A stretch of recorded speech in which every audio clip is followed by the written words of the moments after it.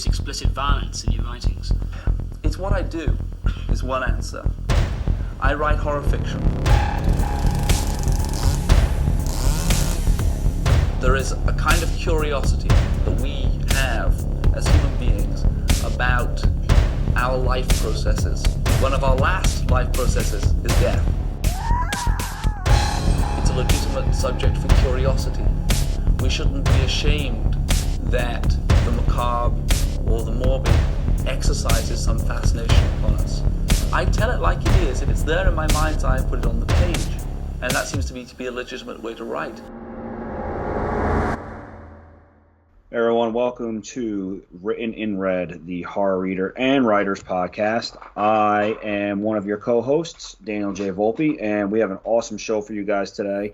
We are going to be talking to Dawn Shea, who is one of the co-owners of the amazing publishing company, D&T Publishing. You guys have seen these books around. Obviously, some of my books, 3 of them so far, have been published through D&T Publishing. Dawn's going to really spread a lot of knowledge on the publishing side, some author stuff, and a little controversy maybe with something that D&T has delved into. But first, for those of you that are new, we're going to go through our introductions, just let you guys know who we are and what we're about. And again, like I said, I'm Daniel J. Volpe.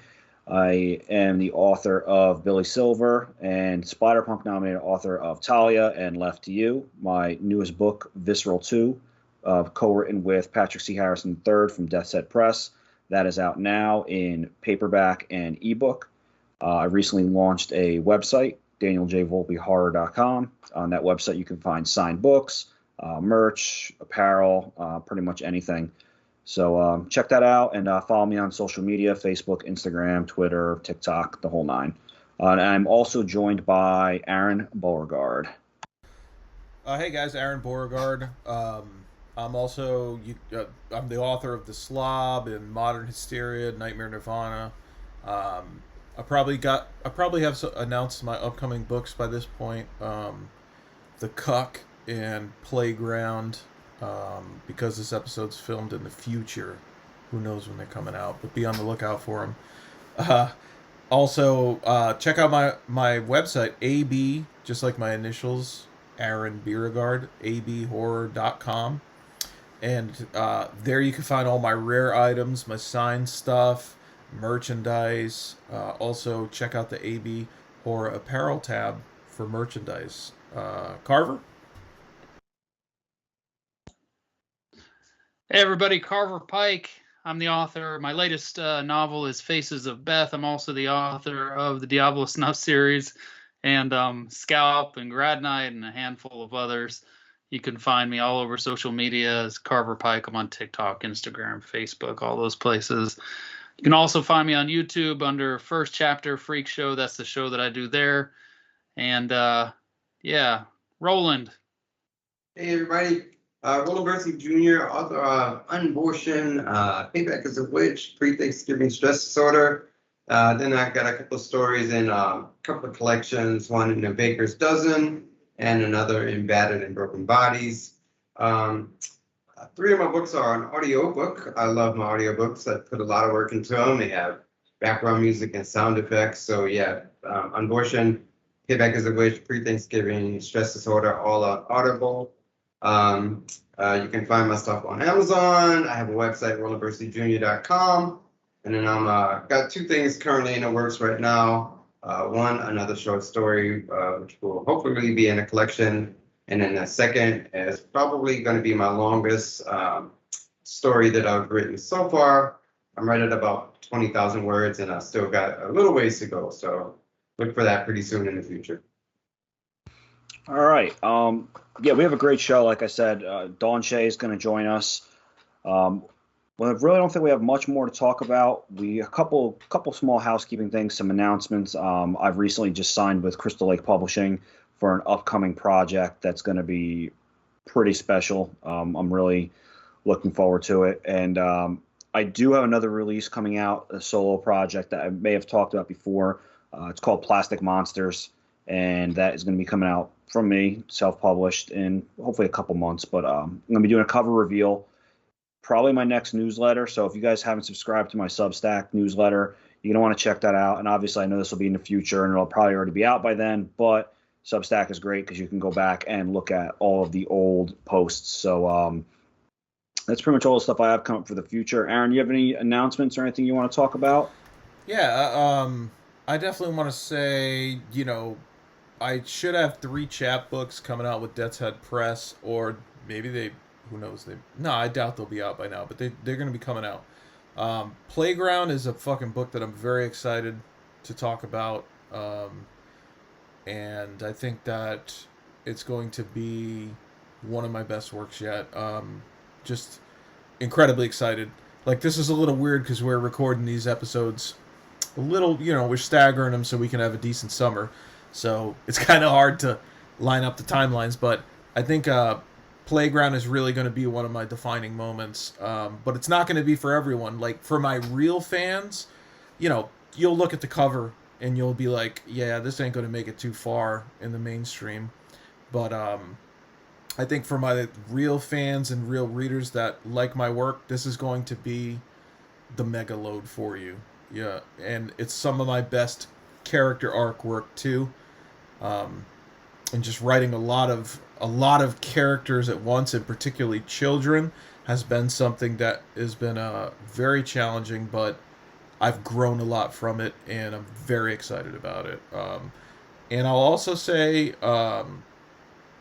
Wedding Day Massacre, I have some fucking movie announcement that I want to make, and just specifically to the people on my mailing list, and specifically to the people on this that follow this podcast, is it may not have got announced yet, or it may have, I don't fucking know. But either way, I'm gonna say it that we're looking for someone who follows my writing to suggest a death for the movie. This film is going to have over 200 deaths in it. More than likely, it's going to be one of the highest death counts in a non-supernatural film in the history of cinema. If we can get funding for it, of course. There's a lot of ifs still. But we are looking for someone to potentially suggest a death for the film. And I'd like you guys to start thinking about that, and I'll have further details on it in the future where you can send it. And lastly, I'm working on a series with Matt Shaw called U-Turns. That is going to be like 6 novellas written by us. He starts 3, I start 3, and then we each take over for each other and shift at the midpoint. And there's a complete fucking U-turn in the story, and it's going to blow your fucking mind! Incredibly animated. Carver Pike. Carver, anything new coming from you, Carver Pike? No. All right, quick. Listen, that's all I have to What hear. the fuck am I supposed to say after all that? We don't No. know. I've got a couple projects I'm working on, but I can't really say shit about them. So. Cool. Roland, I'm still working on Kin of the Fallen, which I still don't really want to say much about. Other than that, I do have one other project that I'm working on. A couple things I'm working on, but I just can't say anything about them. Listen yet, to me. If it's fucking Carver Pike, you're gonna fucking buy it when it comes out. You understand? Yeah. Brian Yeah, Keene buys that shit. All right. So if Exactly. Brian Keene's buying that shit, you'd buy that shit too. Roland, anything else besides the ones you spoke about? No, just the 2 that I have coming out. But yeah, that's about it. No, I don't have nothing else. I'm You recovered. don't want to give us the secret to fucking Eternal Youth or anything like that today, or you ready to spill that? Baby sport. I sacrificed kids. All right, like we figured. Now you're gonna get the Illuminati's on us, dude. Come on, man. I just stopped getting friend requests from them, and now I'm gonna start getting friend requests from those fucking guys again. All right, everyone. So, like I said, upcoming right now, we're gonna bring in Dawn, and unfortunately, you're not gonna be able to see Roland because we had to sacrifice somebody, and he's just too beautiful. He blinds us, which is why I had to put the flamingo shirt on today because Dawn is here. It's a very special occasion, and since Roland's not going to be here, we needed something with a little flash to it, so I had to dress up for the event. But what do you guys think? You want to move on to our interview with Dawn?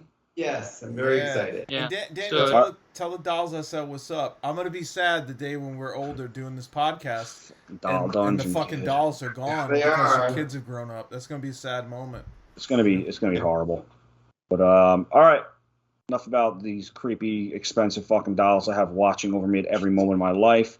Let's move on to the author interview of Dawn Shea.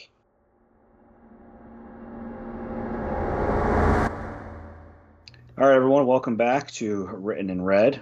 Today we have a phenomenal guest and author and publisher, Dawn Shea. Everybody, let's give Dawn Shea a round of applause.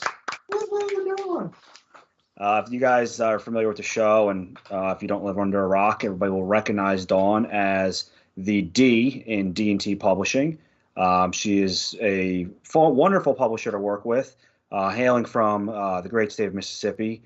Dawn is not only a wife, mother, grandmother, author, publisher. That, Daniel. Oh, well, you say it all the time, so I figured it was okay. A nurse, everything, and she is pretty much just short of being a superhero. So Dawn is also an author, and in her ABCs of Terror book 1 and 2, she has a couple stories in there. A is for Arachnid, correct, in the first one? Yeah. And G is for Glendale, Arizona in the second one, right? That's right. All right. And those are out now, everybody, so you can check them out. D&T Publishing has been around for a couple of years now, and they've put out a lot. I mean, you guys can tell just seeing some of the stuff on Facebook.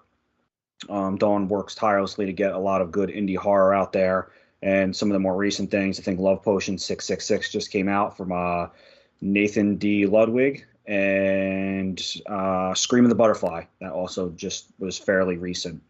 So, Dawn, thank you for coming, and we're happy to have you here tonight. Well, thank y'all for having me. I'm super excited. That's awesome. And you had she also had a story, The Last Haircut, right? Didn't you have that? I did. Yes. Daniel only told one of my stories out of ABCs 1 and 2. I had more than one. Oh, but anyway. Daniel's a fucking piece of shit. Listen, he's a fucking hack host. He can't host the fucking damn. I'll throw out my papers. We'll fucking do it live next time. I lost my fucking papers.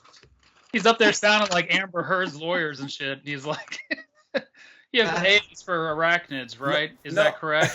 Like, no, I do the same shit, That's to be honest. But no, I only brought that up. I only brought that up because you and I shared a podcast one time. It was the PVD Horror Podcast, but it was like different segments. Oh, right, yes. But I listened to your segment, and it was really good. And you were talking about, Josh was talking about how he really enjoyed that story, and like how you kind of came up with that during the pandemic and stuff. And I just thought it was a cool story that you told. That's actually in After the Kool-Aid's Gone. That's why, yeah. That's not in ABCs of Terror. That's in our anthology After the Kool-Aid's Gone. So it's our political anthology. Political horror. Yeah. Yes. How fitting. As if there's not enough horror in this world as now. We need more political horror. Well, I did that, no. No. When the whole Trump thing was going on, and it was such a big deal, and it just seemed like the right thing to do. You seem like D&T's put out a couple of pretty good anthologies, right? You had The Dire Circle was another one that came out. Yes. And what was the one you just did recently with the zodiac signs? That was The Dire Circle. The Dire Circle. Okay, I'm just making sure I was testing you. So I remember some shit. It's patchy. Until somebody dies. That's the other. Okay. That's probably what I was thinking of then. Just Daniel's on fucking eggshells now, like. Yeah, I'm just getting fucking bombarded. Now I know why Roland doesn't want to host ever, because it's just getting fucking. Carver can just shut his Wi-Fi off at will because he's fucking 2 bars on a good day. So who the hell knows? So Dawn, what prompted you to start D&T Publishing? Do you want the long version or short version? Yeah, we got time. If you've ever listened to me talk at all, you've probably already heard this story, but back when I was in the 8th grade, I was suspended from school for writing horror stories. my teacher actually told my grandmother that I needed to go to therapy because I was crazy. That no child should be able to write hard like that. So, I didn't do it for a long time because obviously, you know, if you're ever suspended from school for writing stories, then obviously you're like, oh, I probably shouldn't do that. That's a bad thing. So, I stopped writing for years. And so fast forward to 2018, my daddy got sick, and he wasn't sick very long, but he was here in my house on hospice, and he passed away on September 11th of 2018. And you would just have to know my daddy because that was, I mean, of all days to die, you know, but that was just him. So after he passed away, we had, that was in September. So like the rest of 2018 and all of 2019, I was literally just going through the motions. I was doing things that I knew I was supposed to do because I had done them so many times before. But as far as knowing what I was supposed to do or where I was supposed to go or what, you know, what point I was at in my life, I wasn't there. And I actually do not remember 2019 at all. People tell me things that happened, and I'm like, I don't remember that. So, the beginning of 2020, my kids were older. Actually, my baby was 6 and turned 5. And I just felt like I was at a place where I wasn't having to do so much for my kids anymore. You know, my job had kind of settled down, and my daddy was a huge horror fan. He was never big on reading horror, but he loved horror movies. That's where I get my love of horror from. And so I just decided one day, it's like it just hit me all of a sudden. I was like, I'm going to write this book. And I had wrote down all the ABCs, and I had decided that I was going to write, you know, A for arachnid. And I actually did do that story. But I had one for each letter of the alphabet. And I went to an author friend of mine, and I was telling him about it. And I was like, what do you think about this? Do you think it's a good idea? And he was like, well, why don't you let other people help you write the book? And I'm like, is that a thing? I had no idea about anthologies at the time. And he was like, yeah. So he started asking people that he knew, and I asked some author people that I knew. And next thing I knew, we had ABCs of Chair, and I was like, so now what do I do with it?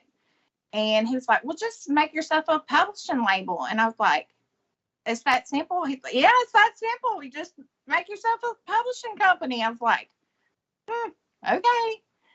So we did that. And when I started D&T, it was really supposed to be just, we're going to do anthologies, like solid anthologies. ABCs of Terror was the main one. And then I just had some random ones that I planned on doing. I have like 5 pages worth of anthology ideas that I have wrote down. But anyway, so we had the D&T probably about a year at the time. And I had actually started talking to my husband about doing solo authors. I was like, do you think that we need to start publishing solo authors? I mean, is this something we should be interested in? And so we kind of talked about it, but we had decided that we would talk about it some more at a different time. And I kid you not, Joshua McMillan messaged me the very next day and said, are you going to publish solo authors? And I don't know, it was, some people don't believe in, you know, destiny, serendipity, whatever. But I absolutely believe that that was meant to happen. And all of the people that we published in 2021, Daniel, Ronald Kelly, Josh Lushberg, Mark Taps, all of them came to us because we never put a call out for those books. So, and I never told anybody that we were publishing books for solo authors. So it was literally just people messaging saying, hey, you know, are you taking books? And it was weird. And I mean, I just believe that's what was supposed to happen. So here we are. That's a great story leading up. And I actually have Joshua's book right here, which I think everybody should check out. The Best of Intentions. Got a very, very cool Don Noble cover, very kind of old school, like Richard Lehman kind of feel to the cover. Really good book. So if anybody hasn't checked that out, definitely check that out. And Joshua is like a godsend to everybody. I think I spent like 3 hours on the phone with him just bullshitting one day. He's a super nice guy and a very talented author, and I'm looking forward to see what else he puts out. But thankful for him that he had that stroke of fate was there for both of you guys, and everything kind of lined up, because I personally don't know where my career would be without the boost and amplification that D&T has given me over the last year, and obviously publishing now 3 of my books with a 4th at the end of this year as well. So yeah, thank you, Josh, for getting the ball rolling, and obviously Dawn and Tim for keeping it going. Yeah, over the years you've had some pretty special people, especially like Ronald Kelly. Like, what was that like to get Ronald Kelly aboard, especially such a small, a beginning, starting out fresh publication? What was that like? I will never forget it. He messaged me on New Year's Day of 2021. I had just sat down with my plate of black-eyed peas and greens and cornbread, the Southern New Year's thing. And I got this message on Facebook, and I looked, and it's, I was friends with Ronald on Facebook, but so I was like, why is he messaging me? Because we had only interacted as far as like posts and things. And so I opened it up, and he was like, I have this book called The Web of La Sanguinaire, and I want y'all to publish it. And I was like, do what now? So, yeah, it was crazy. And I still, after I got off the messenger with him, I told my husband, I was like, Ronald Kelly wants us to publish his book. And he was like, the Ronald Kelly? I was like, yeah, that one.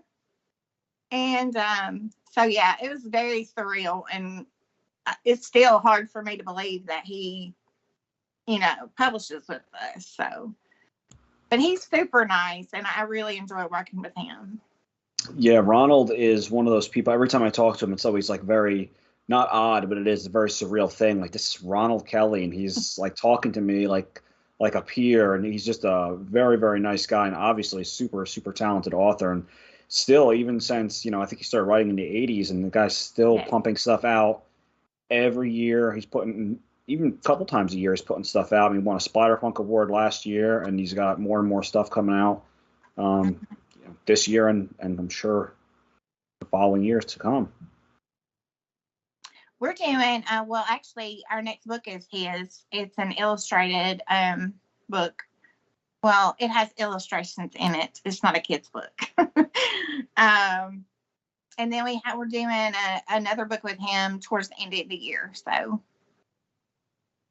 that's awesome. Yeah, he had messaged me about his new one coming out with D&T, and we're actually going to have him on in the near future to talk about it and to kind of promote it a little bit. And even the same thing when he reached out to me and was like, "Hey, I heard you guys have a podcast. I wouldn't mind, coming on." I was like, "You're Ronald Kelly. Like, we're 4 fucking dipshits that are just going to probably say, try not to say obscene things in front of you, but it's probably going to happen." And he was like, "No, I want to come on." So it was very cool to interact with him, and it always is. And like you said, he's super generous. He's very helpful with everyone, and especially the newer authors like myself. He blurbed Only Psychos for me, and he didn't have to do that. He could tell me to shit my hat, but he didn't, which is cool. So yeah, and actually, like, depending on when this episode comes out, the Ron Kelly one might actually be released already. I'm not 100% sure, so you guys may have already listened to it.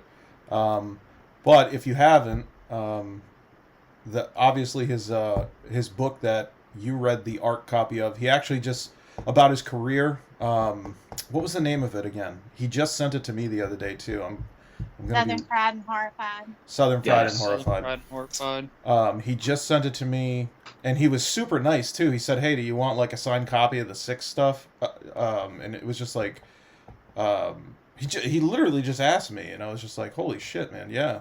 And then I was like, "Can I send you something?" Like, but he was just being super nice, He was like, "Oh, I heard you guys mention me on the show," and like, we just told how we felt that, he's a really inspirational person, that people who listen to this show, you should really follow him and you should read his work, because he's sort of been through it all, And now with the Southern, with the Southern Fried and Horrified thing, that's going to be like a nice piece for young authors to take a look at and sort of see the ebbs and flows of a career.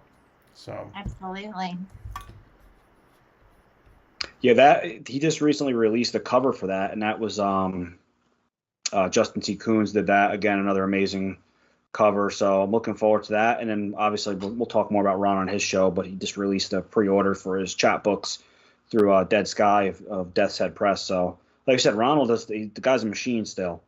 He's got his sweet fucking hat and his magical typing fingers, and he just goes to work. So Yeah. So Dawn, you may have noticed that we've had an ass ton of questions for you in our group chat on the Written in Red podcast discussion page. We're going to get into them in just a moment. I just wanted to ask you one more thing before we go, and it might actually be in some of the questions, but I wanted to ask it because I think it's phenomenal what you've done, and I know a lot of other people think so as well. How did and I want to talk more about it later on too, but how did the Emerge series come about? Because that seems to really have kind of really catapulted people and helped people get their names out there. So can you just tell us what it is, first of all, and how you came up with it, you and Drew? So Emerge is our series with Godless. And it's for authors that have never been published before. I mean, if they've had stories in an anthology, that's fine. But as far as like they've never self-published, they've never used a publisher to publish a book. So a lot of things just hit me all of a sudden. And Emerge was kind of the same way. I was sitting at work and, I can only put out so many books a year. I can only do so many anthologies a year. And I was thinking all of these new authors that they really just need to get their voice heard. They need to get their foot in the door. And there's so many good ones and they just can't get the opportunity to get themselves out there. And I was thinking, what can I do to help more of them get their name out or get their foot in the door or help them, finally get heard. And I was like, why don't we just, a lot of these people put these little short stories up on Godless and sell them for 50 cents. So why don't we just have new authors do the same kind of thing? We could sell them for 50 cents. They can get all of the profit. And then, hey, I mean, they have a whole platform of people that's looking at their stuff, that's reading their words, So I messaged Drew and I was like, hey, what about this? And Drew was very nice and he was all about it. And so he's actually the one that come up with the Emerge. I think it's been going great. I mean, I love it. I love Emerge. Yeah, it's very cool because it's kind of that little kind of open call you put out all the time. So I think people clamor for it.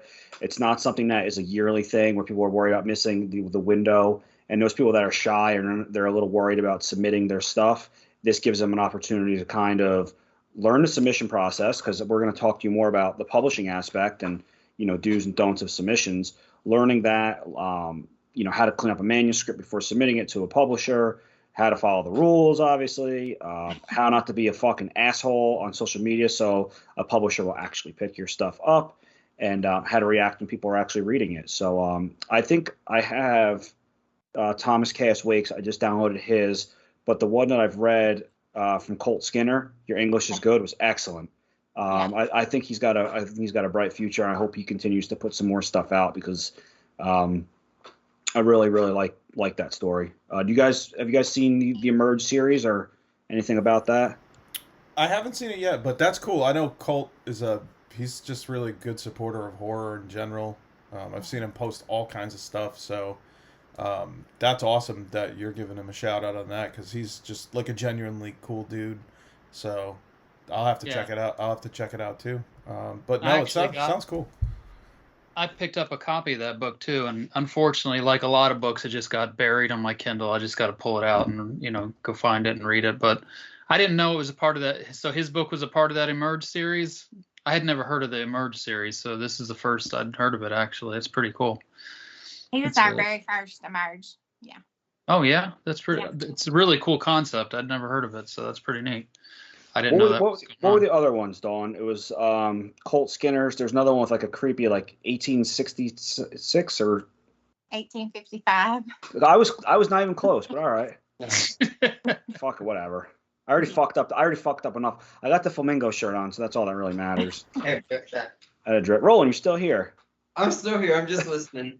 So Don, I was just curious, Don, with when you have anthologies like your ABCs of Terror and stuff like that, do you often reach out to authors who have submitted to those anthologies? Like you must, as a publisher, when you're working with all these authors in those anthologies, you must recognize some of the authors that are easy to work with and you can tell the talent and stuff from those stories and stuff. Do you usually wind up reaching out to those authors who you find are, exceptional talent, I guess, from those anthologies and stuff like that? Or do you still usually just do like open calls and let people reach out to you? I'm just curious how it goes with the publishers usually with that kind of thing.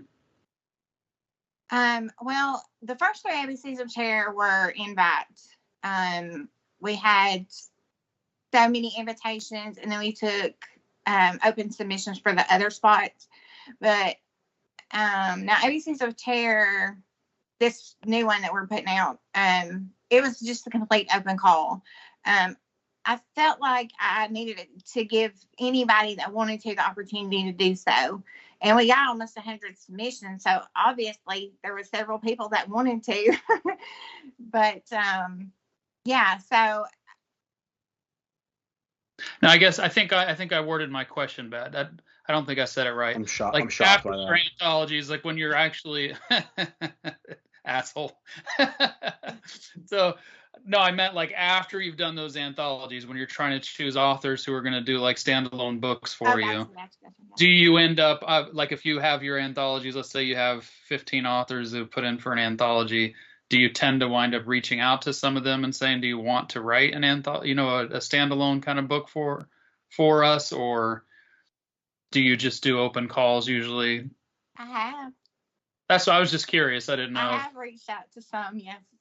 Okay.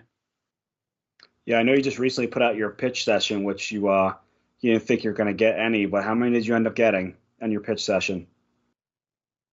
We had 66 individual people that pitched, but the actual pitch, because some of them pitched more than one book, so it's probably closer to 80 actual pitches that we got. Wow, that's pretty good. No. Oh, go ahead, Roland. Sorry. Yeah. So, Aaron. No, seriously.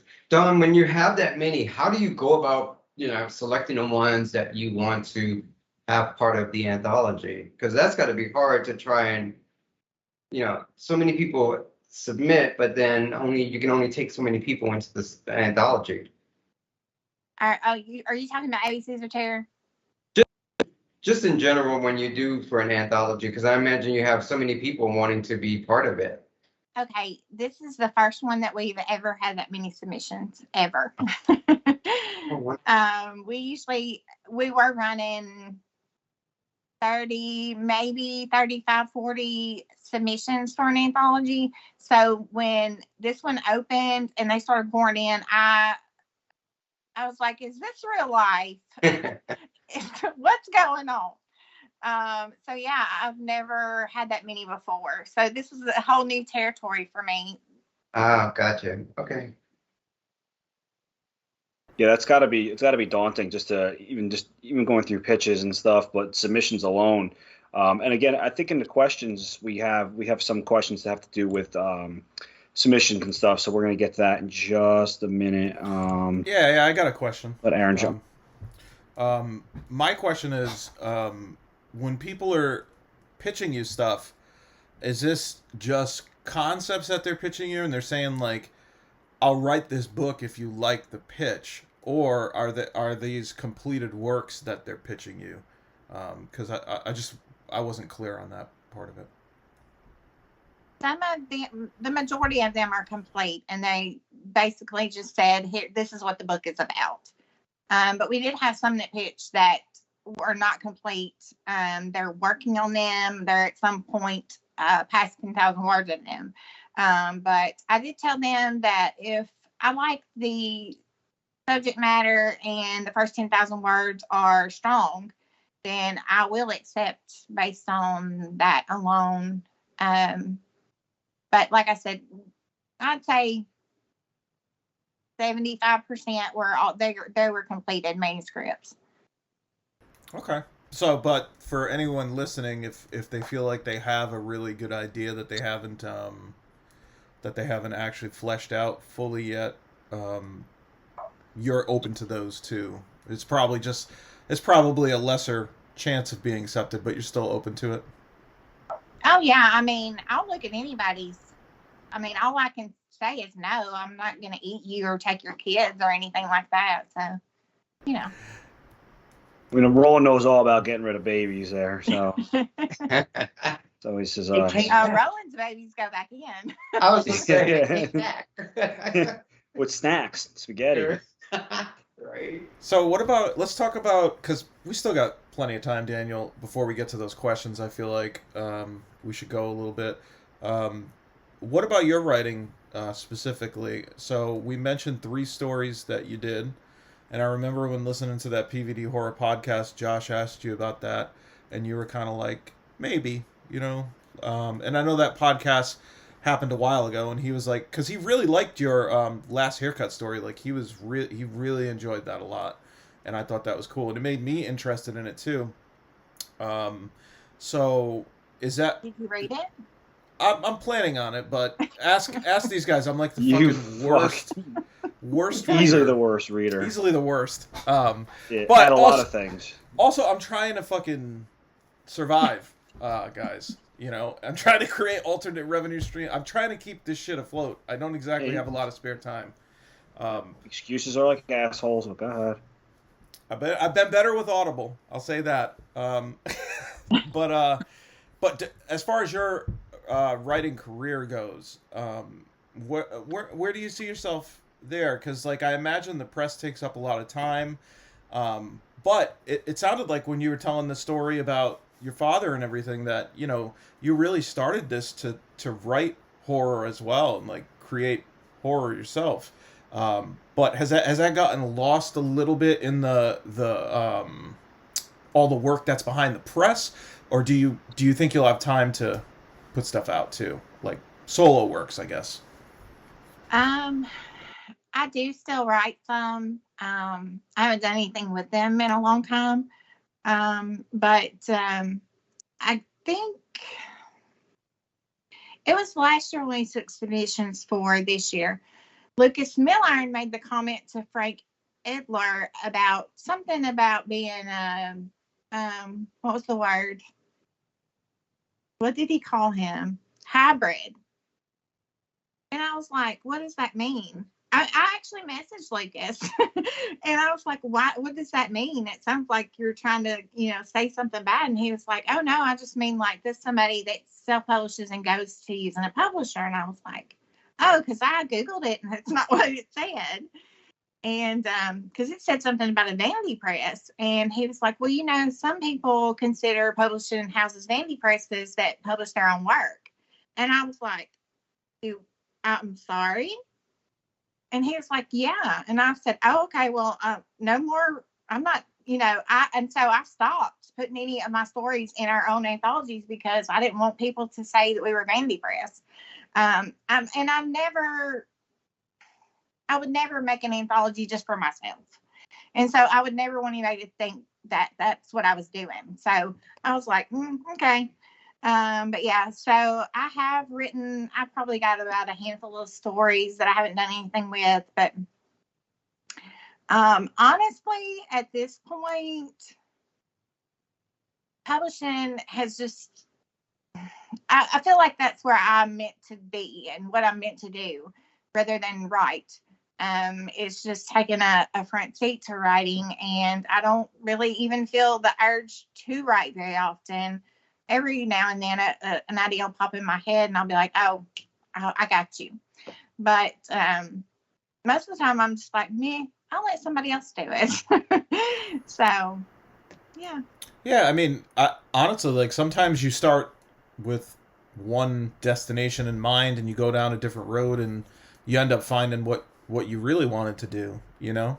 So that's a cool thing. It's just part of experimenting. As far as that, I mean, typically like my idea of Vanity Press is like a rip-off press that's like charging people to do stuff. Not so much somebody publishing their own work, but because I'm pretty sure you pay well from everything I understand. So it's not like you're not ripping people off, you know that. But I don't know. Have you guys heard that definition of a vanity press being someone who publishes their own work alongside others? No, I think that's actually quite common for the most part. I mean, I can think of a couple of publishers off the top of my head that the owners of the press will publish their own stuff. And some of them will reach out to try to get it published elsewhere, but I know there's a couple of them that we all know that have done that, where the owners will publish their own thing. Like you said, I think a vanity press is more of somebody that's like, hey, we're going to charge you $1,000 and we'll publish your book. Like that, to me, that's a vanity press. I almost think it's strange for a publisher to have somebody else. It would almost seem like they didn't believe in themselves enough if they didn't publish their own stuff, to me. In a way, you know what I mean? Yeah, I would think that if you were a publisher and you didn't publish your own stuff, if you were actively only seeking out other publishers, to me it would almost seem like you were saying you didn't trust yourself enough to publish your own books. But yeah, it's like you could just personally, that's how I would see it. But I wouldn't even think of it as the other way, like as a vanity publisher. Like I think that's just how I would automatically kind of think of it. But and the only reason I say it is because, like, I mean, Dan literally just had a book with PC3, you know what I mean? And like, you know, Grindhouse, they publish their own as well. It's like, so does and John. I mean, Madness Heart, he does his own books too, I think, right? So yeah. So the only reason I bring it up, Dawn, is just because, like, I say, like, you know, if I don't think that you should stop writing if that's the reason. You know, yeah, I wouldn't either. That's just maybe one person's view on it, because if you look at the industry around us, it's standard essentially. It's like, yeah, no, vanity presses to me are like the ones that reached out to me when I first got started and said, like, pay us $10,000 and we'll publish your book for you, and then you know, and I almost fell for that shit. I was like fresh out of high school and was like, holy shit, they're gonna publish my book for $10,000. I just gotta wash a lot of cars. Well, I think also there, I mean, I understand what you're saying, but I also think that there's another side to that. And if you can get another publisher to publish your stuff, then you know it's good. You're not just saying, my story's good, I think it's good, I'm putting it in here. If you can send it to another publisher and then say, okay, yeah, look, I'm going to put it in this anthology, then it's almost like it, you know, it's, well, just like anything else, you know, if you submit to something and they pick it, then, you know, you're like, oh, I got in. And I think it's the same for us as well, because I don't want people to just think, well, I thought it was good, so I'm putting it in there. And I see what you're saying, but to me, it's like, fuck validation. I've always been one that says, I don't care about validation. I don't give a fuck what other people think. I just care about what, like, people that actually, like, want to be involved with my shit think. You know, if, like, Karina read all my fucking books, if I released a book and she's like, man, this sucked, then I'd be like, holy shit, you know, that's a problem. But it's like, everybody else in their opinions from the outside, it's like, whatever, you know? But as far like, I get what you're saying, but, I mean, I self-publish, so, you know what I mean? Like, am I like a factory vanity press of myself or something? Yeah. I mean, I think the term vanity is getting conflated there with the literal term of vanity, and I don't think that, like, it'd be one thing if you released a whole shit ton of your stories in one book, and then, I mean, even that, like, I don't know, I just disagree with it, I guess. But And I'm just saying, I don't think you should stop writing. Don't let that shit stop you writing. Like, if you don't want to write and you just love the publishing thing, go for it. But man, if you like writing, don't let what other people might think deter you. You know. Yeah. And God, for the love of God, if you're a publisher and you want to publish other publishers, publish. I feel like I spend so much time making myself look like an asshole on this show. Like I always say stuff Accurate. and it comes out wrong. And I don't mean it that way. I'm just saying, like, my first thought would be, if I saw a publisher who never published their own stuff, would be, do they doubt themselves? You know what I mean? Like, I would think you'd at least publish something of yourself. You could, Well, I'm I saying. haven't So, published my own stuff. right, exactly. So that's, I don't. It's for like fuck's sake, why? I can't shit anymore. It's like I always why? say something to make myself feel like an asshole. Carver, mute I your lo- mic for the rest of the show. I You're love on you. 5 minutes time. You're I on a love you, 5 minute Carver. I'm timeout. on time. I need a fucking dunce cap. Just Yeah. Go get a fucking I Bud always have Light good next. intentions and say shit the wrong way. Go get a Bud Light seltzer or whatever the fuck you're drinking and Drinking settle coffee. down. fuck's I sake. do publish other publishers as well. Actually, the table of contents that I just released today for ABC's 4 has the owner of Off Limits Press in there. You do realize I was on your side, Dawn, right? I wasn't Carver, trying to shut I wasn't the trying to fuck say up anything. already. God, No, you're making it I'm not. I worse. was actually supporting her, saying she should be fine Yeah. publishing her own stuff. Thank you, Carver. She's not. There's no vanity there. Yeah, I mean, I was pretty much saying the same shit. Like, we just think that, like, you know, fuck what Yeah, everybody thinks. you're just saying you it know? better than Carver. Did I say it better? All right, that's cool. Yeah, Yeah, like I'll it was understandable and Everybody intelligent. says it better. There should be put a T-shirt in your shop that says "Everybody says it better than Carver." I was gonna make one that says "fuck Carver Pike" on it, and that's it. That's all it's gonna There you say. go. Oh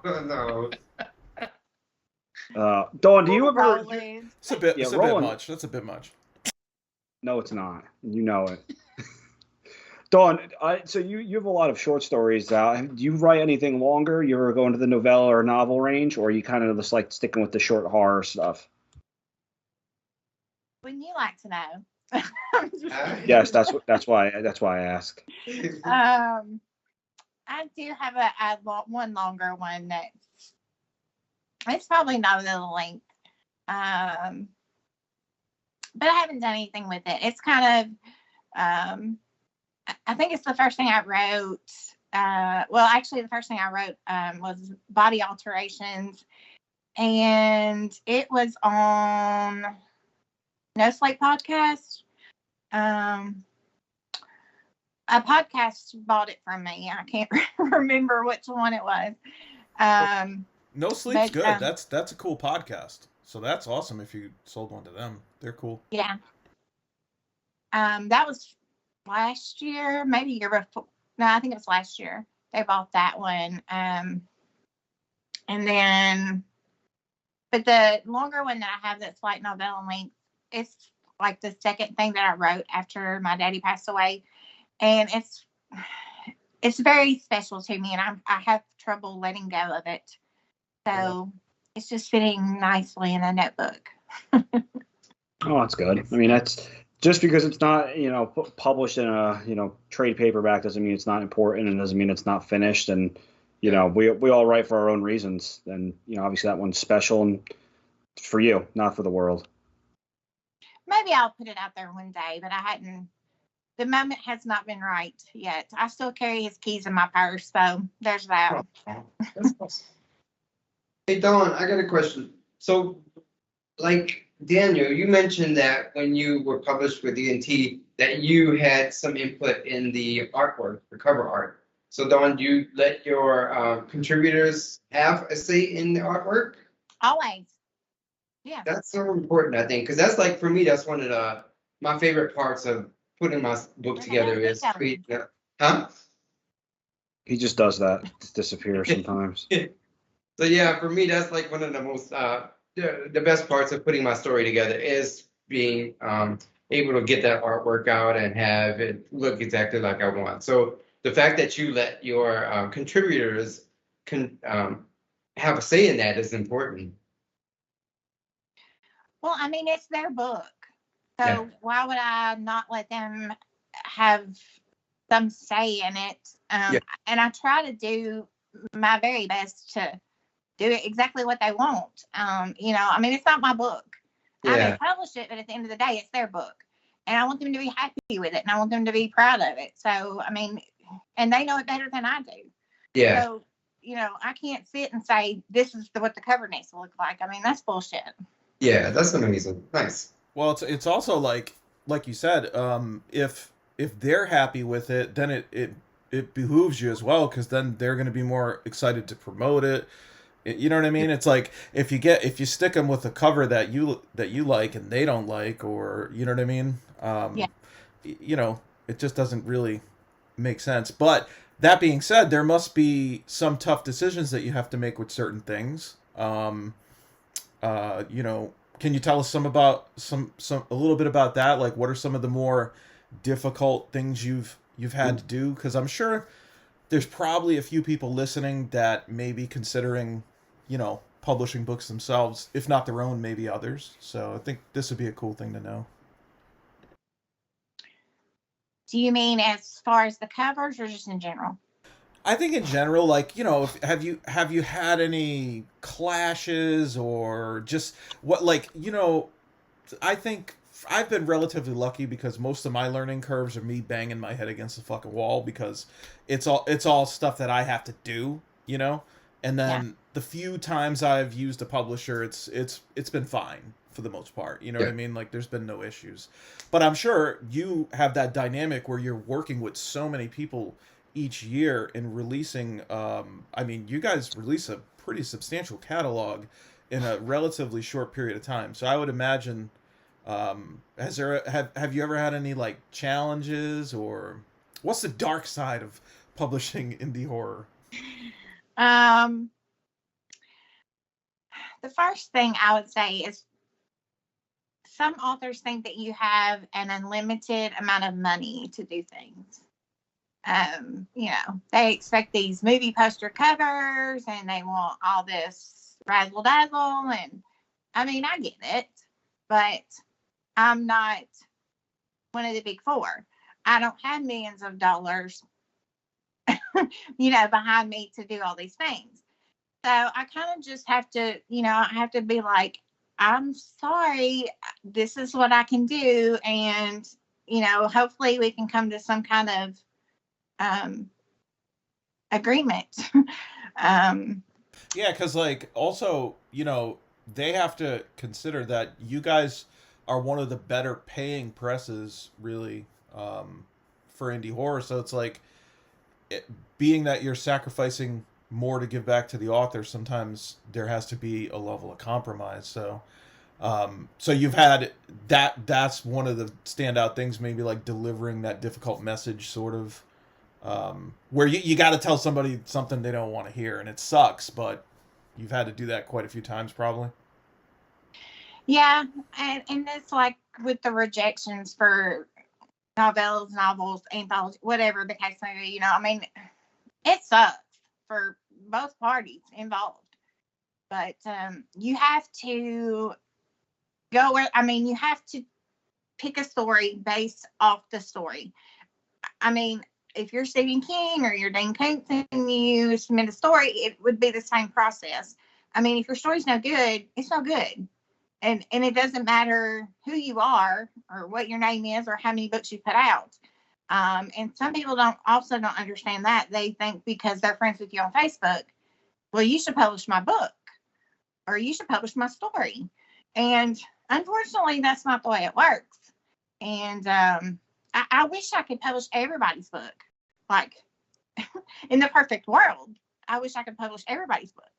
But I can't because of time restraints and money and all those things. So I have to pick the best fit for D&T. And at the end of the day, that's just it. It's not personal. Well, the one thing I will say, though, is that you are a speed reader. So I feel like anybody that is getting an acceptance or rejection from you is probably getting it within a very professional and timely manner, because I've worked with publishers or submitted to certain publishers and years ago where I wouldn't even get a response, or it would be 6 months down the road, 9 months down the road. Sometimes I forgot I even submitted to them because I never received a confirmation that my manuscript was received. So, but you are like a machine when it comes to reading. So I think that pretty much anybody that's getting anything back from you is going to probably get it pretty quickly, quicker than they're used to. And like you said, I'm sure that rejection and stuff is difficult, but I think it's also important because we've all had rejection letters. You know, we've got probably stacks of them, and how people react to the rejections are probably just as important, if not more important, to how you reject to an acceptance, because we've seen some keyboard drama before with people and rejections and other people getting accepted, and so it's I'm sure that plays into some of it as well, where you're wondering what this person's going to say, or not that it really matters, but you never want to have any conflict. How many people told you to go fuck yourself? Today or Like, you mean this week? Did they get bad though? Because I mean, I don't do anything of that nature, like reviewing people's stuff. Like the most of the go fuck yourselves for me are from like people who haven't read my shit, but they've heard what it's like. A lot of them are from me. They're from me as well. From Dan. Yeah, like ghost accounts. But do you ever get any like hard? And we're not asking you to name names or anything like that. Completely anonymous. Just curious. Like, has it ever gotten super stressful for you? Or I have had a couple that I was like worried that I was going to come home to boiled bunnies, you know, kind of deal. So, yeah, some of them get a little beside themselves. Yeah. The nerve. Dawn, quick question. I've never published with anybody or had anybody publish my stuff. Like with editing, do you do your own editing or do you hire that out to other editors? First of all, you're so full of shit, Roland. Like, you had like 2 stories published through publishers this year. He's so... Do you fucking even know who you are, bro? Like, do you know who you are? You know what I mean. No, we don't, because you're fucking lying. You're saying lies. Well, You've been published. With Dawn, with DNT, I've never published anything with you. Like, so let's put it that way. Jesus Christ. So, but for your editing, or do you do it all yourself, or do you hire it out? I edit the Emerge stuff, but our actual books, PC3 does our editing. Okay, awesome. Yeah, and then I have another question. I was just gonna say too, Roland, is that when he was on the podcast, he spoke really highly of the talent and people that you found. Like, you said, you had a real good eye for finding people that he didn't know really anything about, and he was just like, whoa, like some of these are really fucking good. So that was kind of cool. That's from a peer to a peer, you know. And you guys are both kind of, I don't know if you guys started around the same time. Maybe you started a little after Death's Head, or yeah, a little bit after them, yeah. But that's pretty cool, you know. Yeah. Well, you know how PC3 is. He's very kind of dry, you know. But when he emails me back the edits, a lot of times he'll be like, another good one, you know, or whatever. So yeah, he's told me before that he was like, you know, this was really good. So yeah. So, and that also helps me in the fact that I'm not the only person that thinks it's good. Oh, nice. Yeah. Hey, I got one more question. I'm sorry to keep hogging. Like, so I see you a lot on Facebook. Do you do any other promotions? Like, how else do you promote DNT? We have Instagram, we have Twitter, we have TikTok. Okay. I do all of those things. I was just curious if, like, you use, like, have you paid for any like Facebook ads or any Amazon promotion or anything like that? So you just stick with the main big ones, pretty much. Yeah, I haven't yet, but my formatter is trying to teach me how to do Facebook ads. It's not going well. I might have cried, but we are trying. Okay, I was just curious. Dawn, I have a very specific request, and I would love to see some Tim on TikTok if you could. If you can get Tim doing some TikTok dances, I'd really appreciate that. I'll see what I can do. All right. I really would like to see that by like tomorrow, preferably. Sooner the better, if you could. He's cooking supper right now, so. Oh boy, is he wearing just an apron? I hope so. No, I think he has clothes on. Ugh, There you shame. go. I love how you said Tim on TikTok. Like, I was hanging out with Christopher Triana, who we're gonna have on the show, probably in a few weeks as well. And he's kind of like an old man when it comes to technology too. And so, like, I was trying to show him how to set up TikTok, and then like he's typing it, and it just came out like for whatever reason it auto corrected him or something to say, "Oh, this is my first TikTok video." And so I'm like, fucking TikTok. I'm like, dude, you sound like such a fucking old man with that. You have to leave it. So now that's our inside thing. We go, yeah, that TikTok dude, that's fucking nuts. Old man yelling at clouds. That's Yeah. Christopher Trion. But yeah, that would be cool to get him on too. But I had to go with the TikTok. I'm sorry, guys. It's kind of a left turn. Yeah, it's all right. That was You know. good. No, you do. It is nice to see because there's a lot of indie publishers and even some bigger ones that don't do the amount of promotion that D&T does. We constantly obviously see you on the major social media sites promoting everybody's books and stuff like that. And not even just D&T books, but you're obviously a very avid reader. That was another question I wanted to ask you. Is obviously you enjoy horror. Do you read any other genres, or you mainly kind of stick to horror? Or are you a mood reader, or what do you like to read? And what are you reading right now? Okay, so first question. I mostly read horror, yes. But on the off chance that I need to cleanse my palate because some of y'all are dirty nasty. True. I'll read I guess it's just general fiction because I don't like Where the Crawdads Sing, like that kind of stuff. I'm not reading a romance or anything like that, but I just plain. I don't know. I don't even know what category it's in, but No, like you're just saying like general literature, right? Like yes, that. Yeah. Yeah. There. Honestly, you can find like everything. I feel like some of that stuff is horror, like in general literature, and then some, like Cormac McCarthy, like that stuff is general literature, but it's like it could also kind of be considered horror. Some of it's like Yeah, super but violent. his shit's fucking dark. Yeah, it's like really dark, It's like really like reading The love Road. Yeah, Blood Meridian, like that shit is Child of God, like there's so much incredibly good stuff. violent. Yeah. Yeah, Blood Meridian's considered like whenever you look up those books, the most disturbing books, that one's always there. American Psycho's always there. That's considered general lit a lot of times. Yeah. Let me ask you this: what about getting into stores and stuff like that? Do you guys have any? And you might already be in stores. I don't know. I'm honestly finding out that I'm in certain stores, and I don't even fucking know.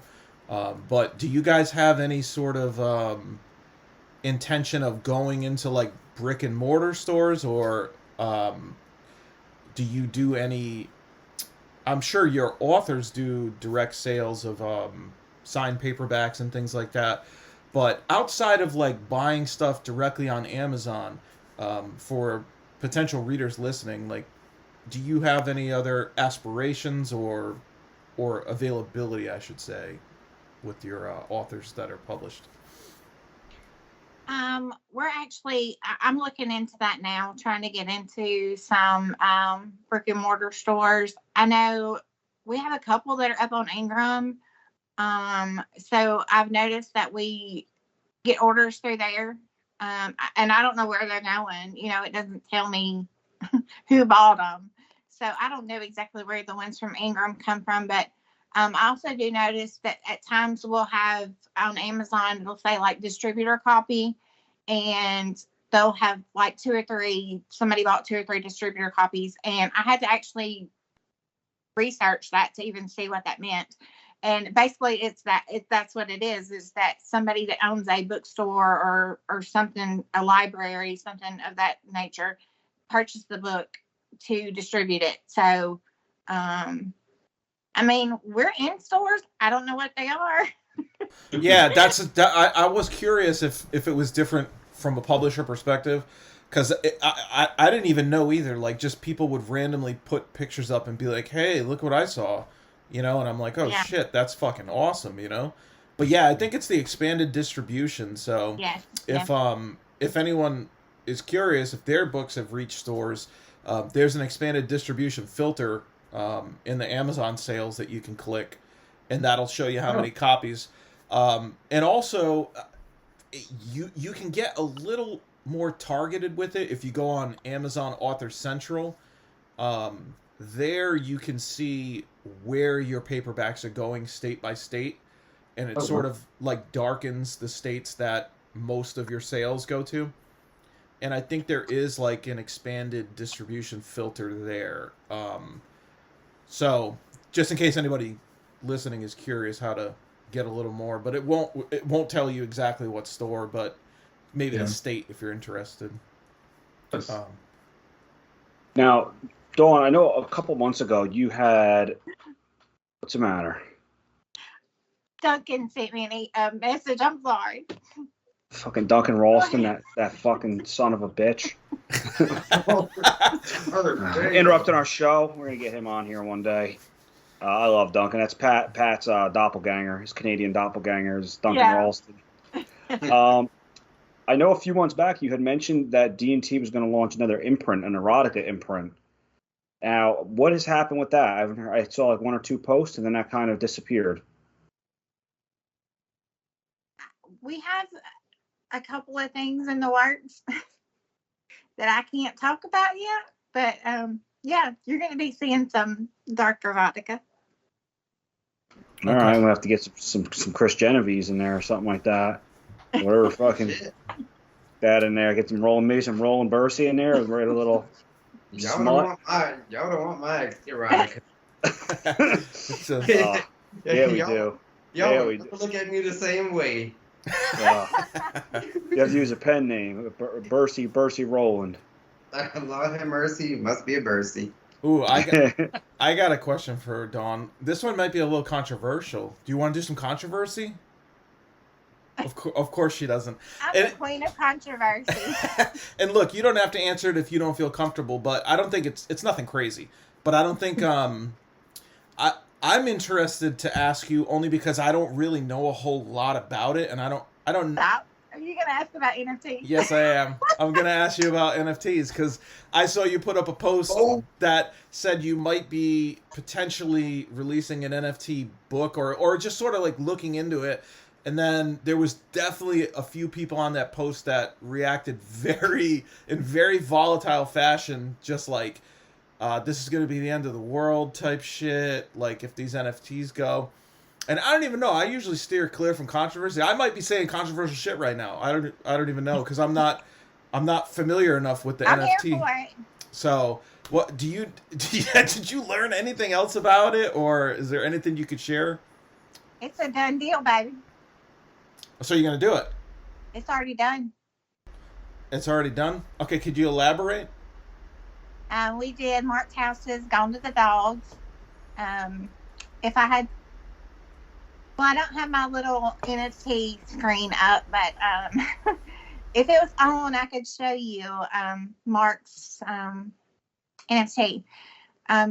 You can actually go to our Twitter. He has D&T NFTs on Twitter, and you can see Mark's NFT. It moves and makes noise and all these things. And so when you buy the NFT, you get the book for free. We're also working on the audio book, and that's like a perk that you will get just for owning the NFT. You get the audio book for free. We're just doing some different little things as perks for people that bought the NFT. So just to break it down into crayon mode for people like Dan.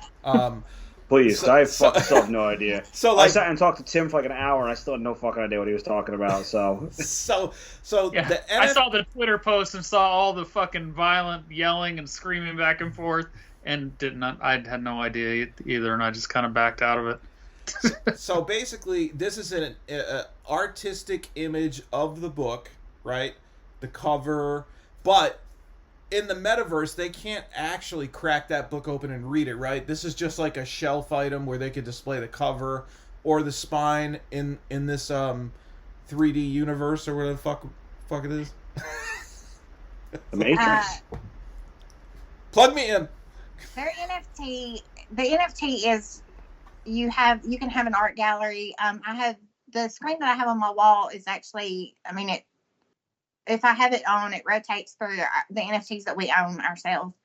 But after we verify that you bought the NFT, we actually send you a digital copy of the book, so you have the book to read. Yeah. Okay. No, I get what you're saying, but the way I was just wondering, like, if on some next level shit, like when you're in your fucking 3D goggles and you have the NFT there, like if you can open it up and read the fucking book like a digital person instead of in this fucking sick reality we're in. That's not the case though, right? No, you can't. Not yet. Anyway. Maybe in the future. I don't know about it. Yeah, I mean, that's the goal, I think. But at this point, now you can't physically read it on the NFT. But it does show the cover, and Mark's actual signature comes up on the book. So, did you approach a digital artist to go about rendering the NFT for you? And was that an expensive process? Yes, and yes. My husband.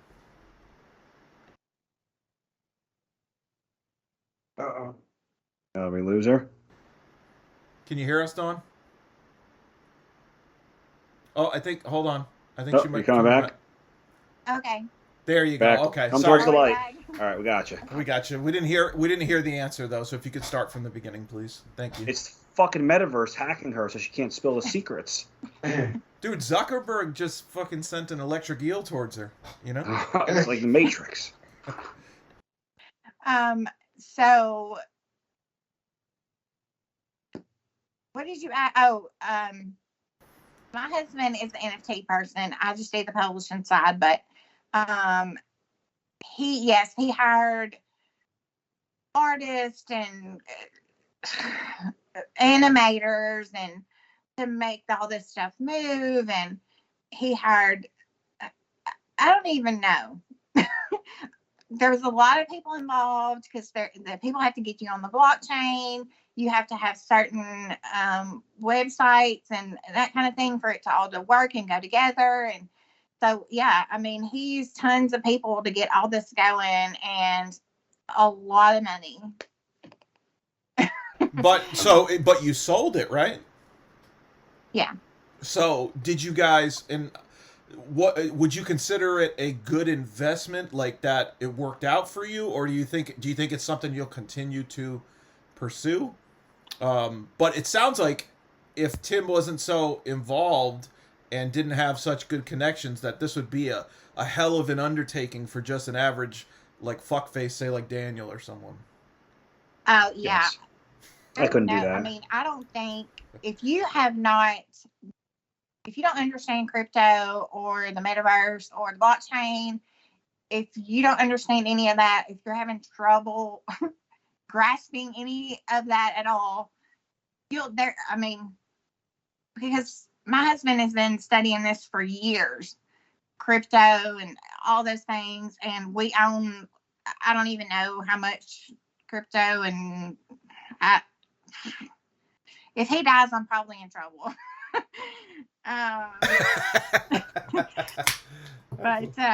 Yeah, so if you were just, because my friend her son likes to draw and things like that, and she was like, oh, I'll just make him an NFT, and I was like, that's what you think. It's not that simple. Yeah, so it's crazy. It's a lot of hard work, but we're actually working on our second one now. That's awesome. No, I just think this is like a very unique opportunity to be able to ask somebody about this. You know what I mean?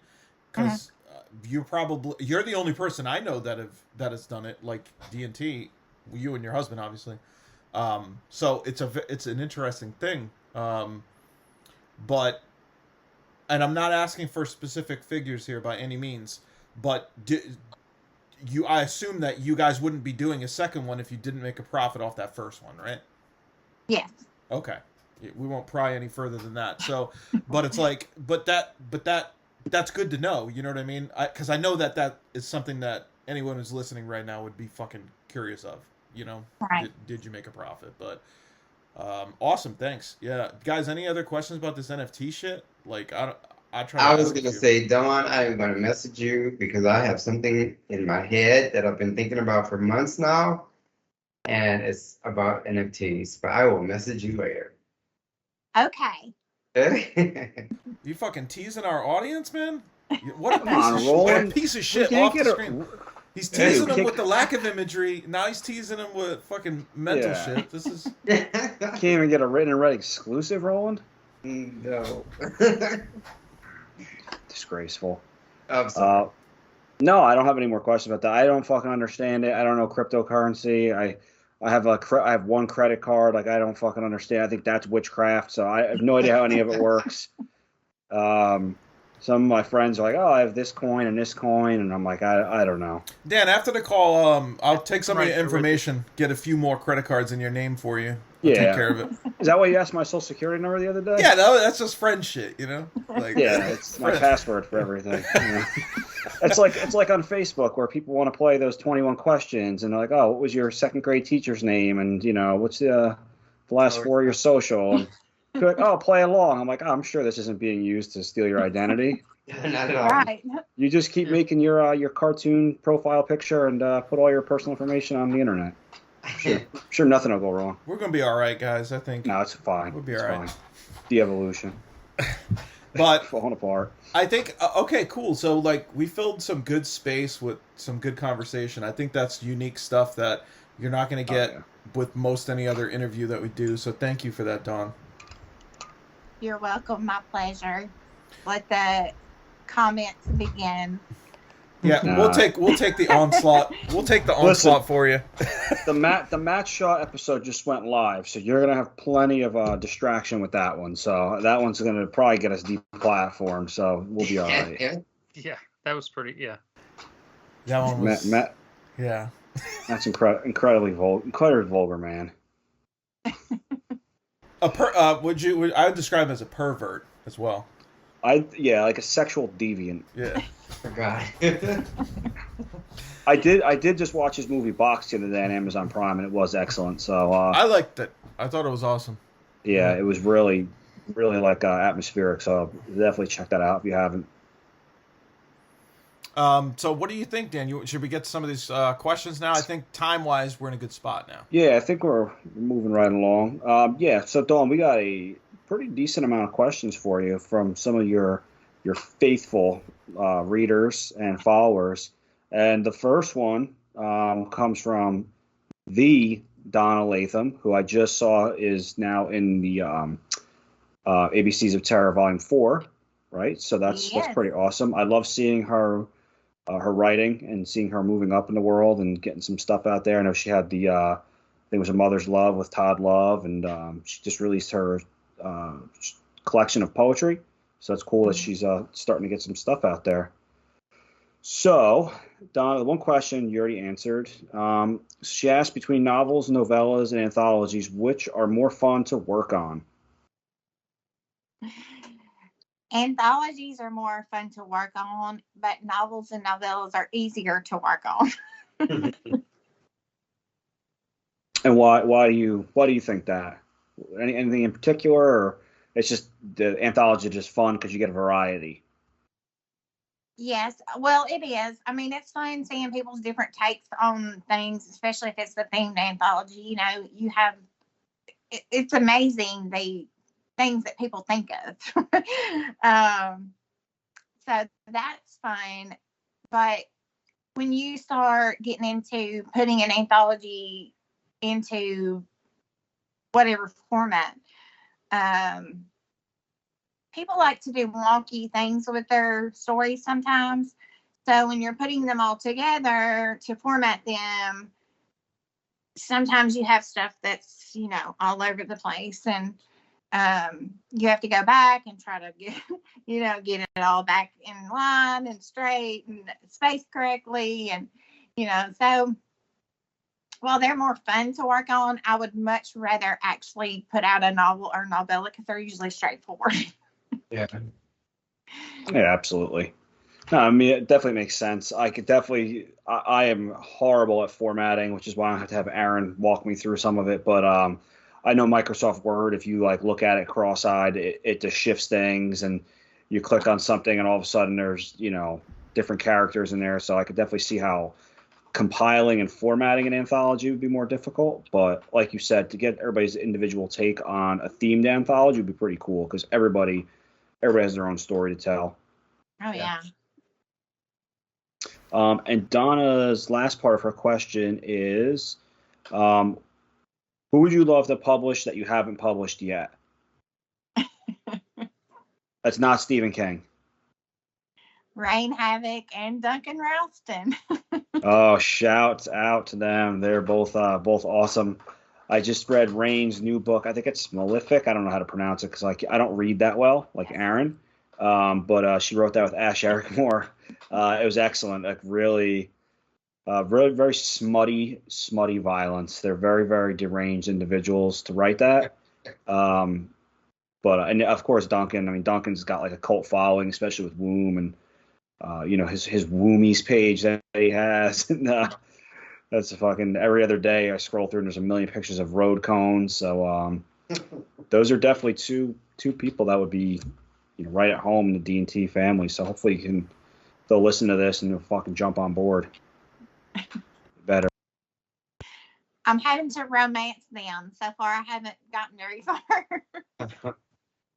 Well, if Duncan comes down to AuthorCon, I don't know if he is or not, but if he does, we'll kidnap him for you. And he can't come to AuthorCon. You know, him and Brian Keane have a thing. He meant our signing in New York, I think, with Matt. Is yeah. That what you meant?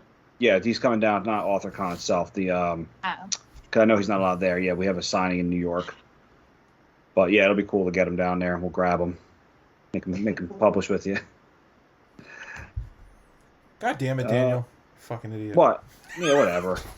God damn it! That's what I did. I'm not even fucking drinking tonight. I'm drinking water tonight out of my Carver Pike bottle. Oh man, that's the fucking Apocalypse edition right there. That's nice. Yeah.